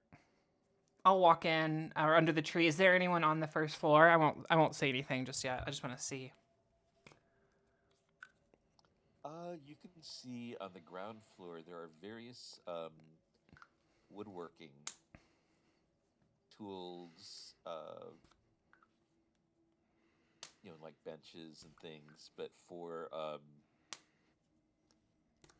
not like making cabinets, but for very fine woodwork. Yeah. Is there like a completed lute or anything sitting around that has strings? Yeah, you see a lute that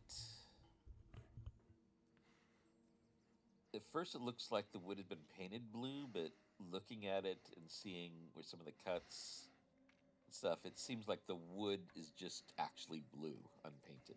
Oh, is that from like a blue wood? Is that from like a swamp? Why do I Um, why do I think swamp? I give don't me know. I'm making a connection in my head.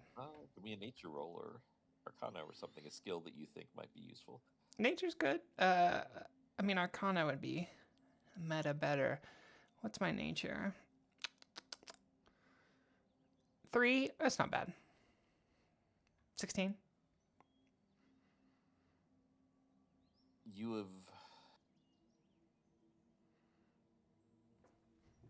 So you don't really know of any wood in nature that is blue like that, maybe from some far off land. And then I'll think Definitely nothing anywhere nearby. and then I'll think, well, if it's not natural, is it magical? And then I'll roll Arcana. All right, you know that. I mean, it could be the the wood was made blue by magic, but you have heard that blue wood comes from rare trees in Telos Umbra, Oh. and that it is valued. Um, like blue wood lutes are considered the best and are extremely valuable. Oh, snap. Well, my eyes go wide as soon as I see it then, and I pick it up and I start to play it without asking or telling anyone. And here is my performance. 1 second. Oh, I look at it and I'm just like, oh, this is not right. And I tune it. And I tune it. Actually, you get the 16. Blue wood lutes give automatic advantage. Oh, I think maybe Quistis is just like a little bit judgmental of her own writing. So maybe 16 just internally isn't good enough. So she tunes it a little bit, plays it a little bit, kind of gets used to it, and then gives another performance. Oh, and she's like, ooh, this is good loot. Oh, this is nice. She's playing like Iron Man. Dun dun dun. Wait, what is it? Dun dun na na. Dun dun dun na na. That's not Iron Man. I forget. Oh, then she plays the Seven Nation Army. Dun dun dun dun dun dun dun. She's like, oh, that's nice, and she just plays it for a while. All right. When you finish, you see that this elven woman has come down the stairs and is listening as you play. I see her out of the corner of my eye, and I keep playing, and then I amp it up like I'm on stage, and I'm a rock star. I got my rock stance in. I'm nodding my head, making the ugly guitar face, doing a little quick solo, and then oh, hello, and I stop playing. This is a hello. How are you? Is this your music shop? It's not a shop. It is where I work. You play with a great deal of passion and spirit. Yeah, it's one of my favorite languages. Music. She nods. It is transcendent. No matter what language someone speaks, a song can always be enjoyed and speak to the heart.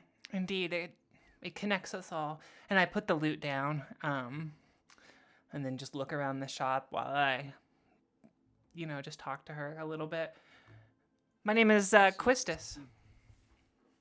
So you can see there are a couple of instruments she's working on. Some you would think were complete, except it seems like they're being fancied up even more. They're certainly usable, but like flutes that are being carved to have very delicate patterns and floral designs on them. Just all kinds of things. It seems like, when there's someone that's like, oh, I'm reading like 5 different books right now. Oh. They keep starting a new one, like they get to see something new, like, oh, I want to read that too. Yeah, no, that's 100% in line with every workshop I've been in. Like, there's like so many half-finished projects for years.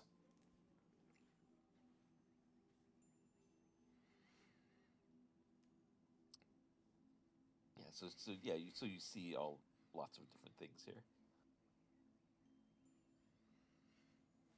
Do you play? I've not mentioned before.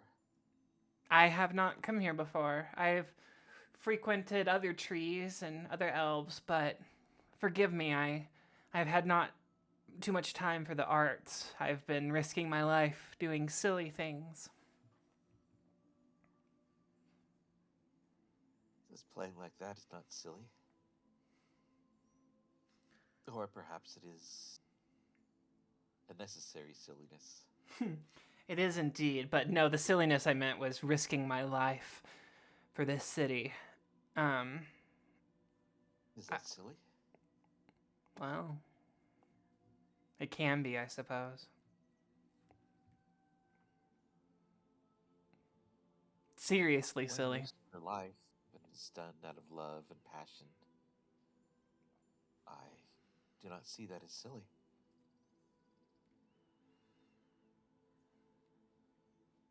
It means you're acting out of love for something important to you. I guess you're correct.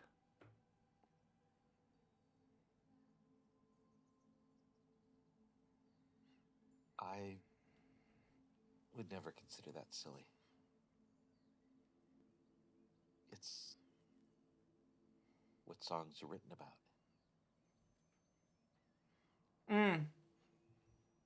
Yes, my tales will keep many a bard playing for many evenings.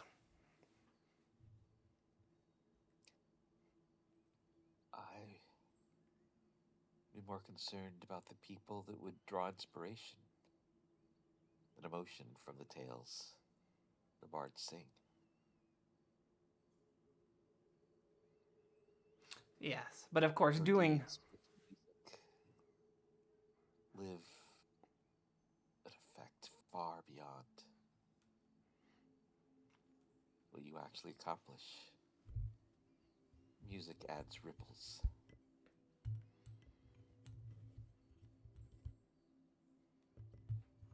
ripples to the world and ripples to the brain.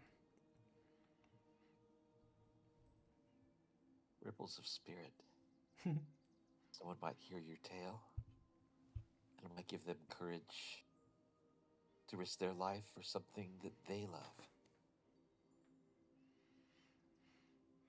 They might aspire to be you. I think that scares Quistis a little bit. Aspire to be me. Who would do that? I don't want anyone to be me. I don't want anyone to want to be me. I want them to be themselves. But I suppose I'm taking what you're saying too literally.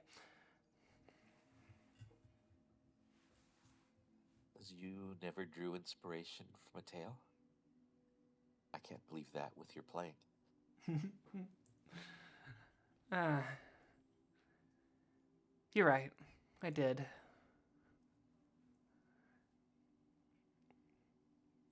Although I don't know if I ever wanted to be the person who the tale was about or the person telling the tale. I'm not sure which inspired me more. There is something beautiful in the art of performance.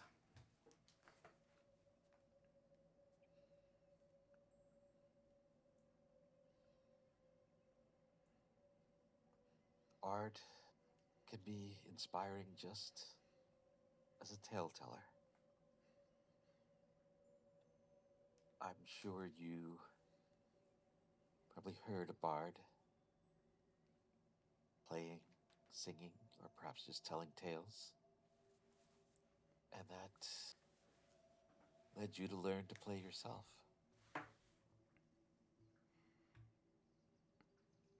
She walks over and picks up that blue lute again and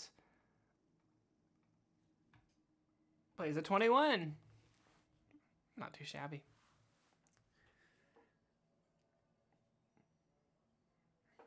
What is your favorite instrument, Yavara?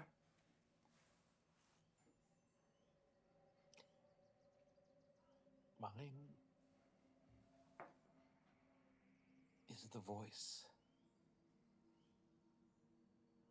Like, there's so much that can be done with it. And each person's instrument is different. Not just from their body, but from their experiences, everything they've done. goes to shape that voice. It is tuned with discipline and performed with passion and love. Please grace me with the song. And then I start playing this one song and I say, have you ever heard of this song about a leprechaun? It goes, and then I play one day, or what's that Hawaiian song, Over the Rainbow? Skies are blue. Somewhere over the rainbow, skies are blue. Yeah, who sings that? What is that? No, that's... Is that Wizard of Oz? That's Judy Garland. Yeah, Wizard of Oz. That's not what I'm thinking of.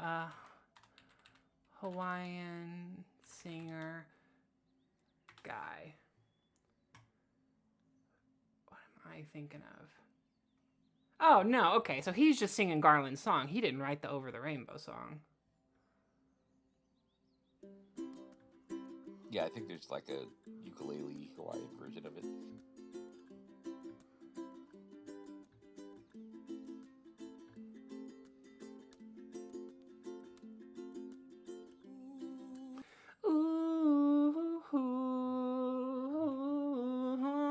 Okay, can I get a performance check from her? Does she know that song? Let me see if I've got I don't know if I ever made a sheet for her. I didn't. But I could imagine that she would have +5 for stat, +6 proficiency, doubled for expertise, so...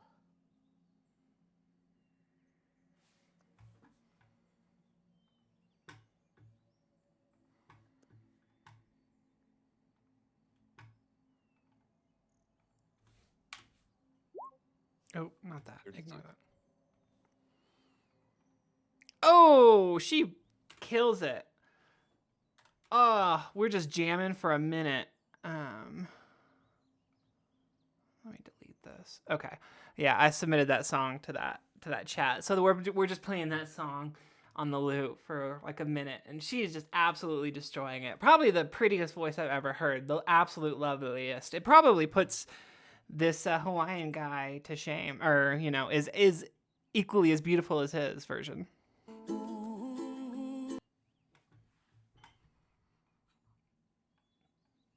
Yeah, you hear in the way she sings a pure yearning, a depth. I've never heard anyone sing it quite like that. It's not just a technically good performance. It is...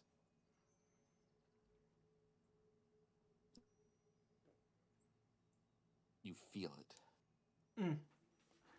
You begin to yearn too. I'm gonna do a con check to see if I hold back tears.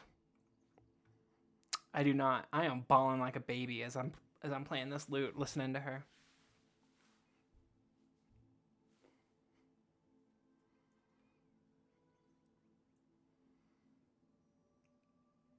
And then when it ends, I'm just like, wow, your voice is just fantastic. She smiles. Thank you. You played very well as well. I think there is much inside you that only music releases. Yes, I'm gonna start an orphanage that teaches the arts to the kids in Eastwall. I think I'll have to add music to one of those arts. We'll definitely have to have a music class.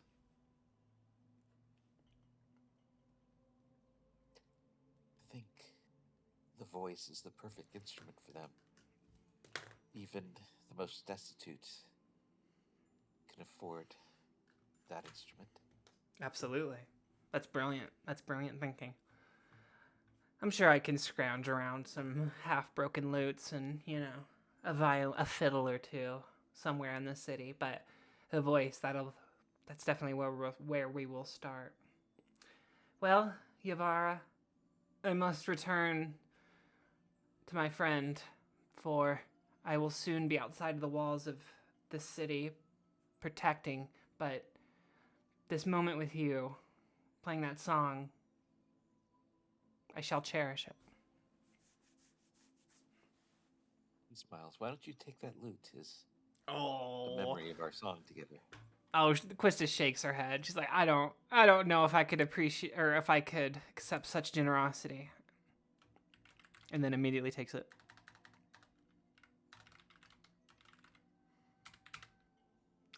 Blue loot, so it gives me advantage on the roll. Yes.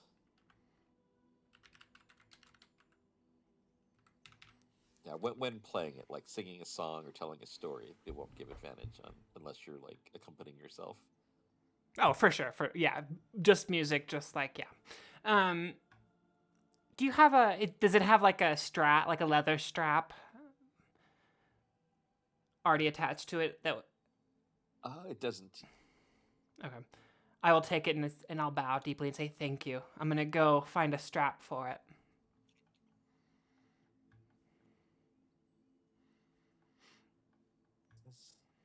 I have.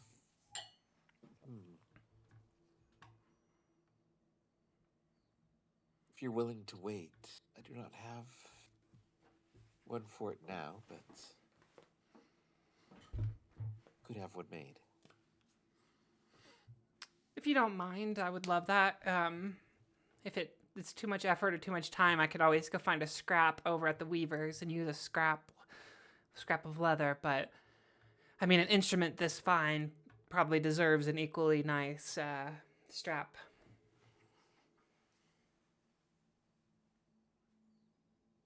Not about what the instrument deserves. It is about what the artist deserves. Without the artist, the instrument is inert.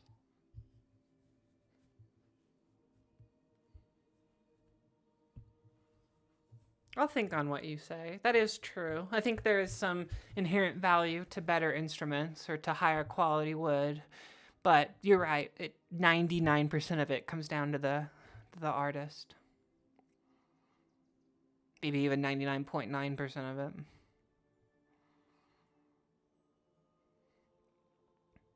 Well, thank you. If I do not die outside the walls over the coming days, then I will come back and gladly accept that strap. That sounded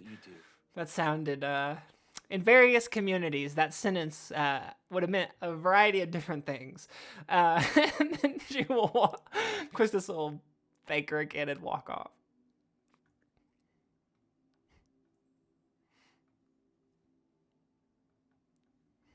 And then What else do you wish to explore?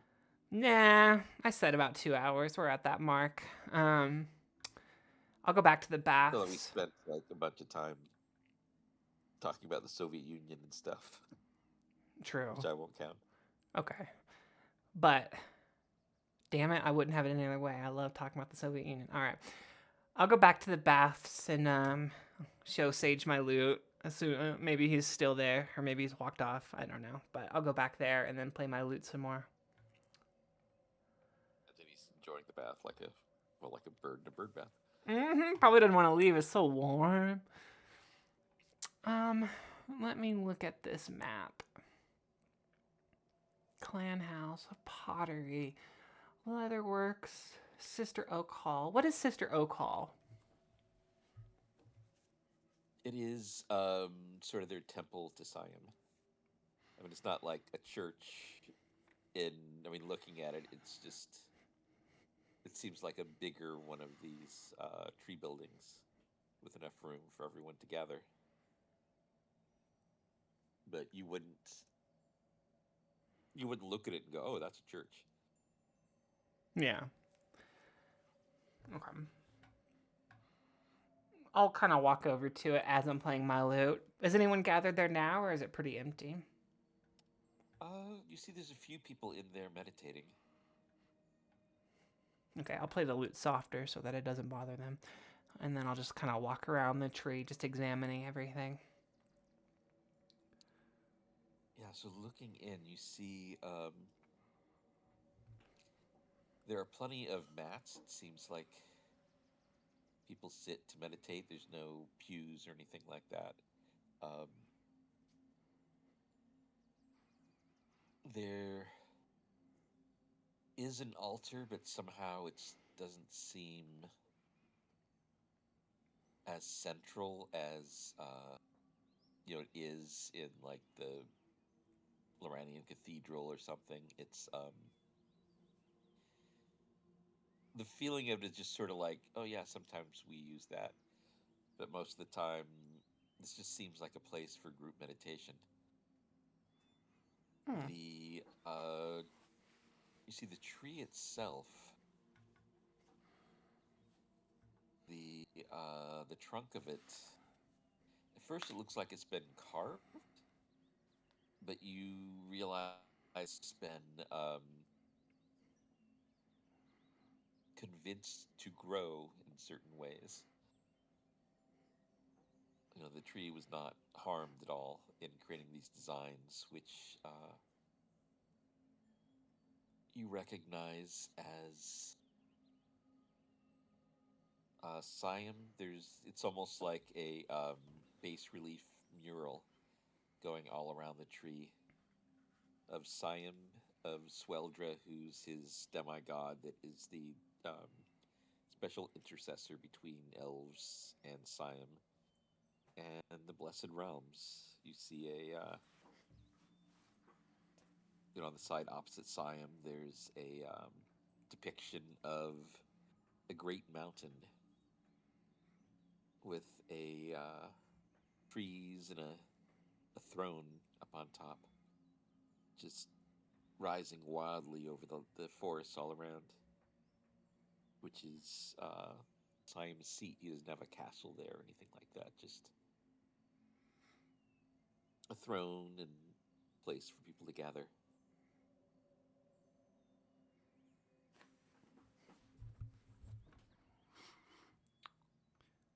Yeah, very different from human churches. Yeah. I like it though. It seems much more peaceful. I don't think they're going to be passing around a donation box or anything. Yeah, you've yet to see a coin anywhere in here. Um, I mean, in the whole district, you haven't seen anybody pay for anything. but theoretically, if there was like I imagine they let some humans in to do some trading, or do they take the items out to the humans? Um, so you've been in the city a while. You know that they do sell things to humans. They do take coin. They're most interested in either raw materials that they don't normally have access to, mithril, gold, things like that, um, or gold to allow them to buy those materials. But from what you've seen inside here, they don't really. It's just a gift economy. It's just like family taking care of family. Okay. I need to write down. Okay, so now I need to find out what's a good gift I can get them. Okay. It's Gift. an anarcho-syndicalist commune. I love that. When I was in Cuba, one of the stops we went to, or one of the places we visited, was essentially like an artist commune, and they put on a little play for us, and it was really cool. Yeah, that's basically how this community in the Elendrian Forest operate. Um, it's, I mean, there's plenty of elves out in Telesumbra, and some may operate in other ways, or live in different societies, and so have to operate in other ways. But this particular group, they have clans which you can adopt in and out of. It's not like dwarf where like this is your family, it's forever. It's just like a clan might have a particular reputation or a particular way of doing things. If that appeals to you or you want to learn the things that they do, You could go adopt into their clan and live with them for a year or 100 years or 1,000, and then if there's somewhere else you want to go, leave that clan and go join. Sort of just joining families, and they tend to have like a patriarch or matriarch that just sort of keeps everything running, sort of out of people respect. It's like, well, they're doing the hard work of keeping the family together and keeping the lights on. So we generally go with what they want, but everyone has the option to leave. They pretend to have a monarch to deal with humans. Oh, right, Just right. is Because humans are so used to that paradigm. It's like, what, nobody's in charge. Well, someone's going to take advantage of that.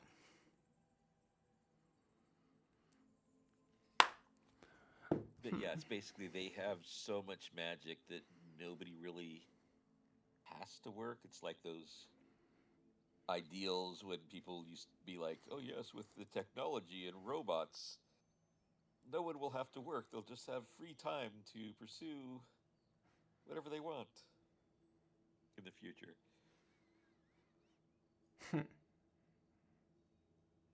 So they've accomplished that with magic. I wish we could accomplish that with technology. Like if each automated machine paid off, someone's salary to somebody, but no, the CEO needs to have more money. Think about stockholder value, shareholder value. Well, in a book that I would say working on, I haven't done anything on it in like a decade probably, but I'd postulated basically a society that where most people were impoverished or unemployable because of AI and robotics, and like maybe like a quarter of the people had any sort of skill or creativity or something that could be that generally wasn't duplicated by machines, and so it was like a very dystopian society until finally in 2076 people use an AI to stage a relatively bloodless Second American Revolution to create like a UBI society and get rid of stratification. But basically, it was like I mean, like before I came up with this idea, like probably early 2000s, and I was like, I see collapse in the future. Coming. Yeah. It's almost like, how could it not happen? Yeah, I mean, it's just there'll be so many things where it's like, oh, the average person unfortunately won't be able to do anything more cheaply than or better than machines before too long. Yeah. And without UBI, like I even came up with that, although I didn't have the term for it. I'd never heard it before. I'm like, there'll need to be government assistance for everybody for just being a citizen of America. Yeah. Because otherwise, these people will starve or be burdens on the few people that can work.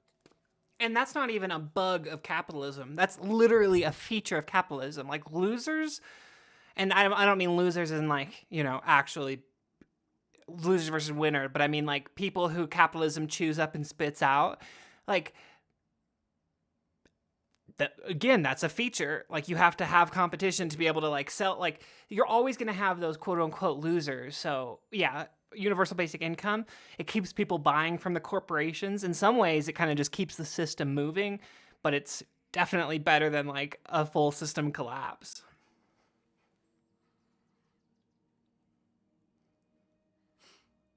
Yes, that was my prognostication, where the Earth sort of went on the state owns everything, owns the corporations, and people just benefit, and all the people that didn't like that or wanted to be capitalists or rugged individualists or pioneers would go off to colonies.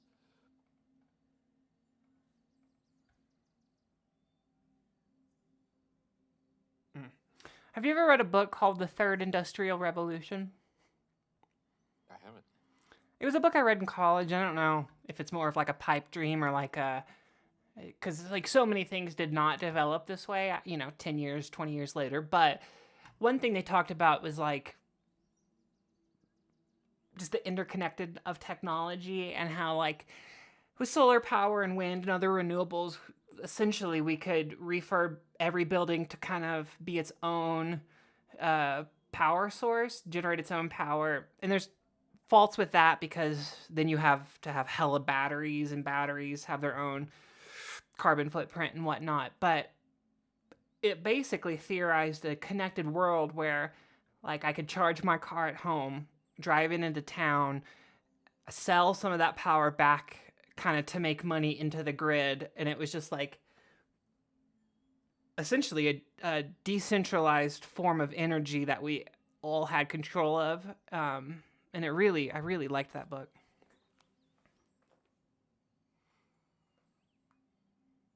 I think at the university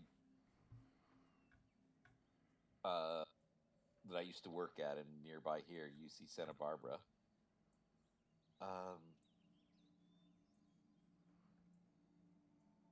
Yeah, I don't know if they've accomplished this yet, but they were trying to have the university be um, like generate own 100% carbon-free electricity Mm-hmm. and like not actually take anything from the grid. And they, did things like I think it started with there was like one building they made that was designed to be like the cooling system. It was designed to be cooled by the ocean breezes, and then have other ways to heat it, during the winter and stuff like that. But Mm-hmm. that was the goal, was to create the university in that way. I can't remember if they've achieved that or not. I thought they had. I imagine so, especially with like that proximity to like the ocean. They could use those waves to create energy, and then geothermals for like heating and whatnot. My college, they were working on a building like that, and they got it working. Although, because people are so simple sometimes, one of the big complaints was, oh, we can't even open the windows anymore because like opening the windows is like a negative hit to like the balance of like the energy or whatever. So people were complaining about that, but it's also like, damn, do you know how fucking cool it is that this is like a self-sustaining building? Yeah, I mean, you pay penalties to get benefits. Mm-hmm. Like, and some of it is just so knee jerk. Like I remember when people were like, "What? They're outlawing filament bulbs and replacing them with whatever is the alternative." It's like I'm gonna hoard them. Oh, they're getting rid of gas stoves. I'm gonna hoard a gas stove. They'll get it. They'll have to pry it out of my cold dead hands. Yeah. It's just like, oh my god, there's some change. For real. And the funny thing about gas stoves is like, that's not even environment as much as it definitely has a hit to the environment, but it also is like, if you grew up in a house with a gas stove, you have like a 10% increased likelihood of having asthma. Like there's a direct connection. I don't know if it's 10%, but you have a higher likelihood of developing asthma.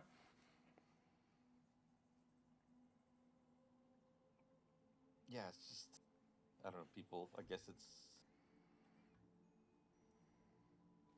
a certain human, or maybe just certain human wanting to stick to what's familiar. Yeah. And you know what?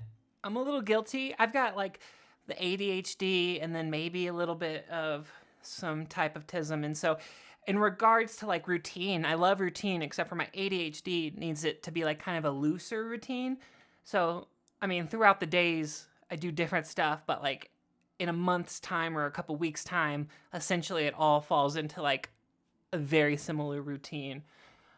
So I get that, but also like you know, change isn't only bad.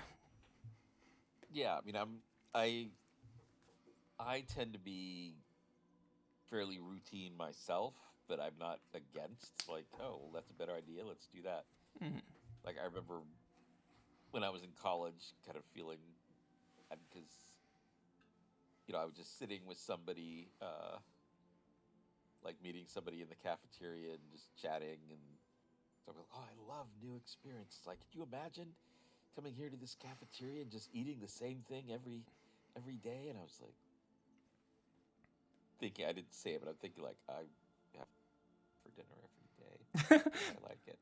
That would be my preferred. Like, if I could have one reliable thing that they is always available, that's beautiful. That's my dream. Yeah, but like That's I my didn't comfort food. begrudge him Yeah.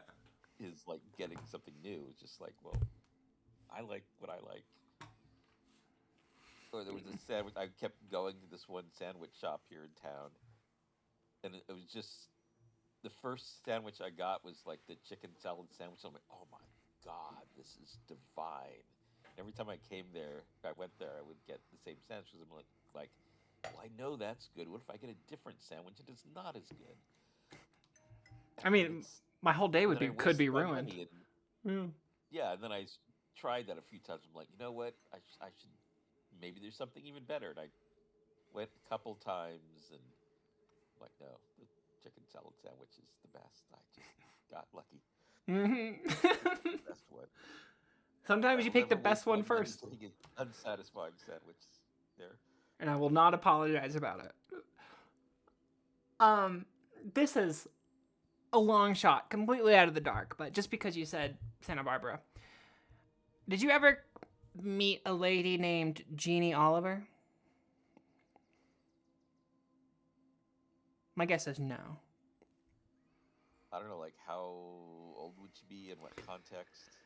I don't even know. She would have been older than you for sure. She's like my great aunt, and she died pretty recently, but she lived in Santa Barbara for a long time. I'm trying to think if she was in part of any organizations or anything, but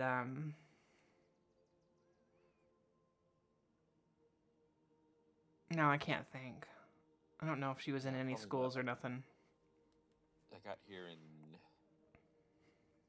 I think like '92. No, but I was a student, from '92 until 2000, and then a teacher.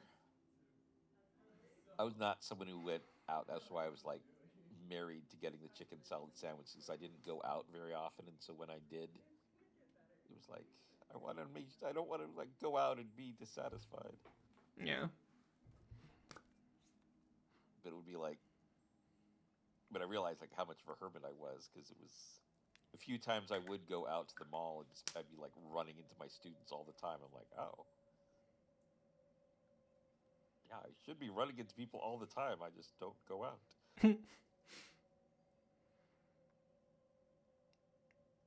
Yeah, it was a long shot, but okay. Uh, and the only reason I ask is just because she's, I think, the only other person I know who was in Santa Barbara. I went there a few times to visit her. Lovely area. Yeah, I fell in love with it the first time I came to visit it.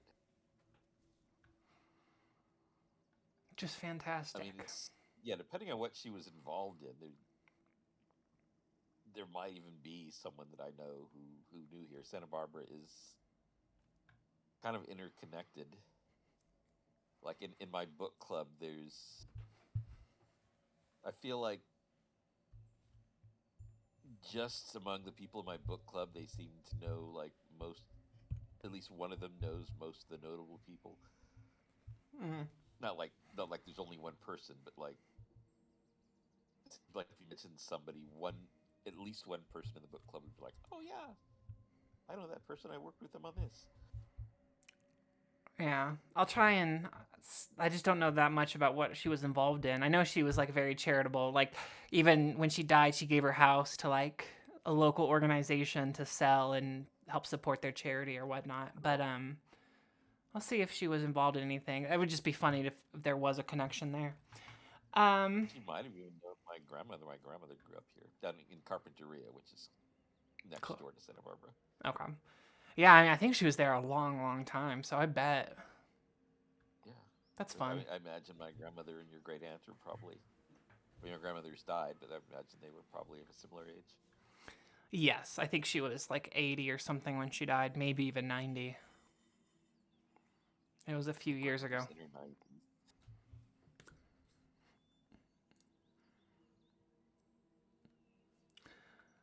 Okay, well, this is awesome. If we weren't like time limited by a long rest and like, going back in time for this session, I'd probably go talk to the dwarves and then go set up connect or go start working on the connections with the harbor lords. But I'm gonna wait until we get some downtime and I'll work with Sage on those. All right, sounds good. Awesome. Hey, thank Yeah, you so so much for you doing a guys seem to solo. work. Yeah, you guys seem to work really well together, you and Damien. I think so. I hope he's enjoying himself. It feels like he is. Yeah, I think so.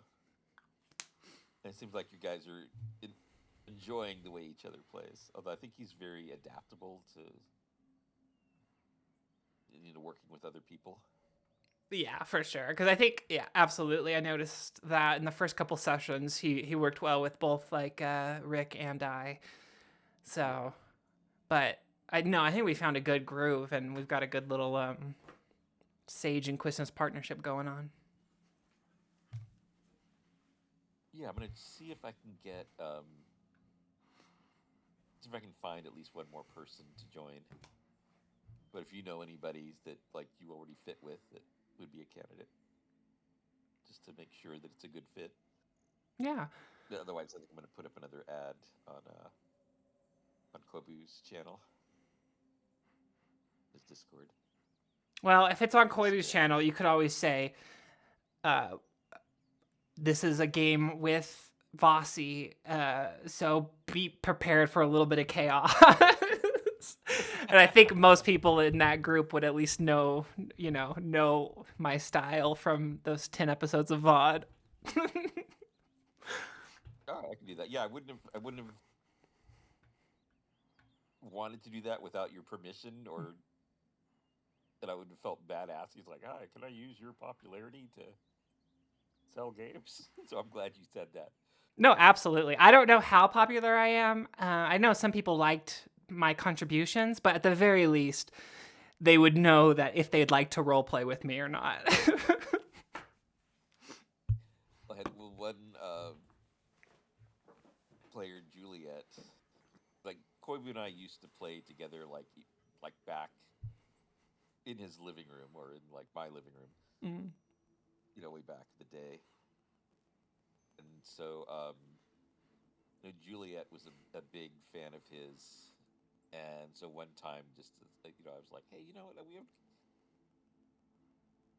haven't got to play together in a long time, and it was always fun." So got him to pop in for a one shot. Juliet was just like falling all over herself. It's like, "Oh my god, I can't believe I'm playing with Koibu, and I'm like too high to really do a good job of it." Oh. God. Okay, don't tell anyone this, okay? You ready? Don't tell anyone this, but I'm pretty sure I was stoned and drinking for every single episode of VOD. And maybe it came off, but I smoke pretty regularly. I don't drink that often, but sometimes like a shot of vodka, this makes me sound like a fucking drug addict, but a shot of vodka with like an Adderall really wakes my brain up, and Well, I imagine the Adderall does it. yeah, but the alcohol makes it kick in a little bit differently. But so she's in good company, being stoned around Neil, good company. I don't know. Yeah, don't tell Neil. I didn't smoke on camera or anything, but Hey, either way, he said I did a good job, and I got invited back for a different campaign, so I did good. Go me. Oh, cool. Nice. What is the other campaign? Is it starting soon? I don't know exactly. He said it was. I need to go back and see exactly. He was like, he didn't give me any context. He said it was going to be a couple of people from VOD, and said give him like 4 to 12 weeks to figure everything out. And I think it's been like 4 or 5 weeks, so I imagine he'll hit me up with more information soon. But I imagine he wants to get it, going so it fits in that VOD's time slot. Well, cool. I'll cross my fingers and hope he invites me too. I hope so too. That would be great. I was trying to get it to. What'd you say? Go ahead. I was hoping at first it would be like a continuation of VOD. Like we get Vea, Harun, and then Theodore's character, and then Gustav, and we all end up on that magical boat. But I don't think there's a way that story could line up.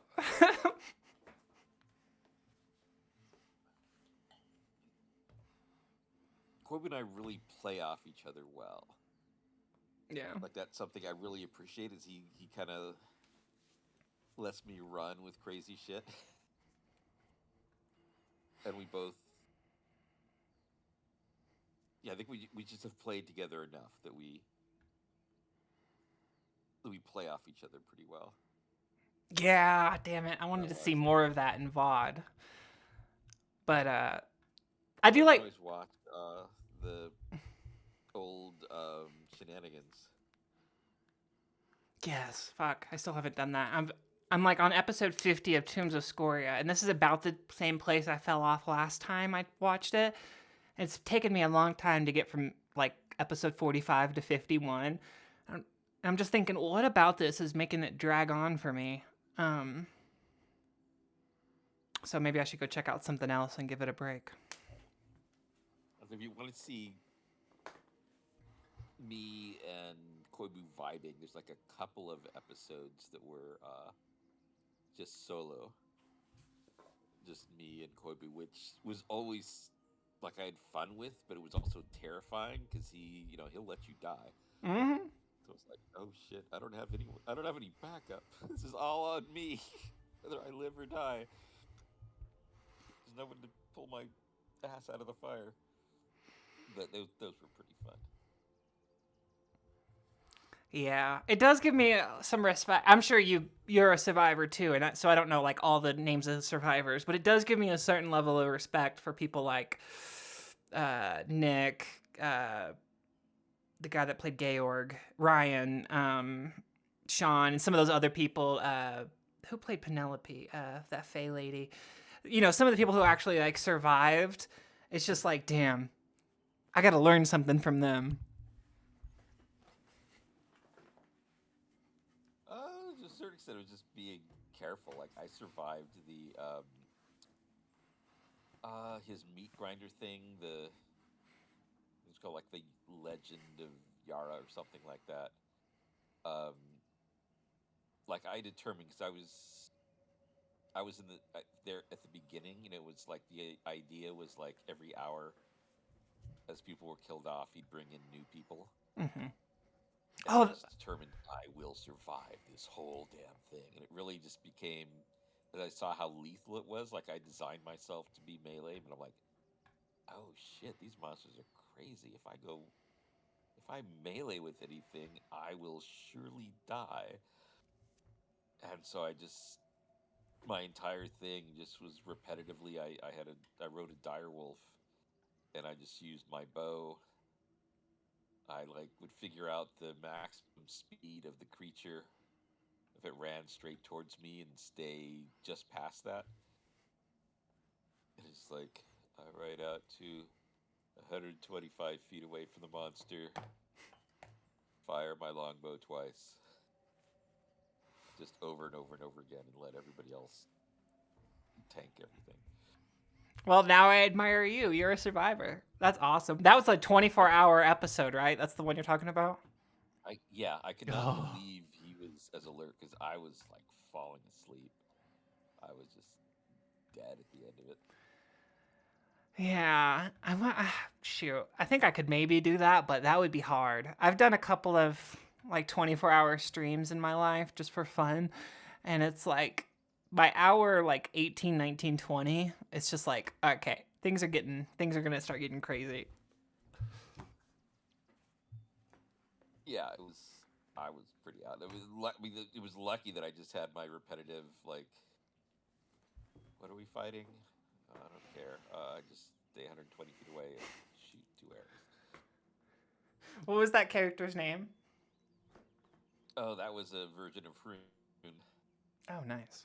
And I lucked out because like people could donate to him to like get things. Like some people, like one guy I guess was kind of pissed that I wasn't dying and wanted me to die so that he could get a turn. He was like one of the people that was in line, and so he kept paying for more Tyrannosaurs to join the encounter. Could they get closer to you, or that was just like the only thing that... I mean, you would still stay pretty far away from it. Yeah, but they were fairly fast and pretty damn dangerous. Yeah. But I did manage to stay away from them. But the first time, at the very beginning, somebody donated like $1,000 to give everybody +5 everything. Oh shit! So I spent 24 hours. Like I used my +5 longbow, +5 sword, my +5 armor. Yeah, so that was a... Did anyone else get to, like, when someone died, did anyone else get to steal some old person's armor, like who... Or did that armor get lost, like, immediately when someone died? I don't remember. I don't think the +5 stuff didn't get passed down or anything, so I don't remember if it was just circumstances of people's death or if they were just like... There might have been things like where they survived, but they had to go to work. So like, okay, so my character leaves. That gotta... Yeah, but you were the only one there for the actual... That's fun. I wanted to be a survivor in VOD, but that's not what that game was about. Yeah, it wasn't about us. We were just literally the red shirts. We were the fodder. Oh well, I mean, I knew that going in. Yeah. We had a fun, good episode, though. Yeah, you lasted... Were you the longest lasting, or did Theodore last longer? Theodore tied that last episode. We both on, I think, 10 episodes. Nice. That's an accomplishment. You know what? I take it. I take it. I'm proud of that. Should be. Damn it! If I'd have been a little, I was fighting so hard to get to fight against that level 5 confidence, but we had a freaking half orc with 2 18s, right? So it was like, whatever. Let's just stroll into this port. We got this. We did not have it. I would have argued against, but I felt like, well, I'm just the supporting character. I mean, I'm not the one who's supposed to be making the decisions. Yeah. I mean, we were trying to shoot for the different island, but because of the fog, like, we didn't know exactly right, and so... But as soon as they stepped out onto the dock, we should have known, and we should have just dipped. Oh, well, it was fun while it lasted. Yeah. And my ending was perfect. That chaos orb, or that order orb, beautiful. Just beautiful. That's a punishment for you. You get to be OCD. Yeah. I hopefully maybe in 20 years game time, Vea, like maybe I'll get to play her again in a couple years. It'll be a long time for her to be mentally ill, and I'll get to play a recovering mentally ill patient. I think that would be great. A recovering orderholic. Yeah, because even if you find a cleric who dissolves that or gets rid of that spell, I mean, the patterns that you lived in, the things that would affect you for the rest of your life, I think. Yeah, maybe she'll be like Two-Face, just have like a coin or a die to try to like encourage yourself to do random things. Otherwise, keeps doing orderly things. Right, like you have to, like she has to force herself. That would be great. I didn't even think about that. That would be great.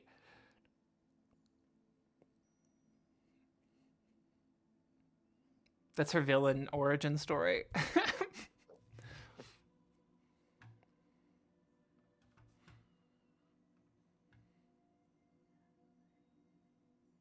cool. I'm gonna go get some dinner, and hope you have a good night. I hope you had fun. I had a great time, Rob. Thank you so very much. You have a lovely rest of your evening. All right, you too. Thank you. Night. Night.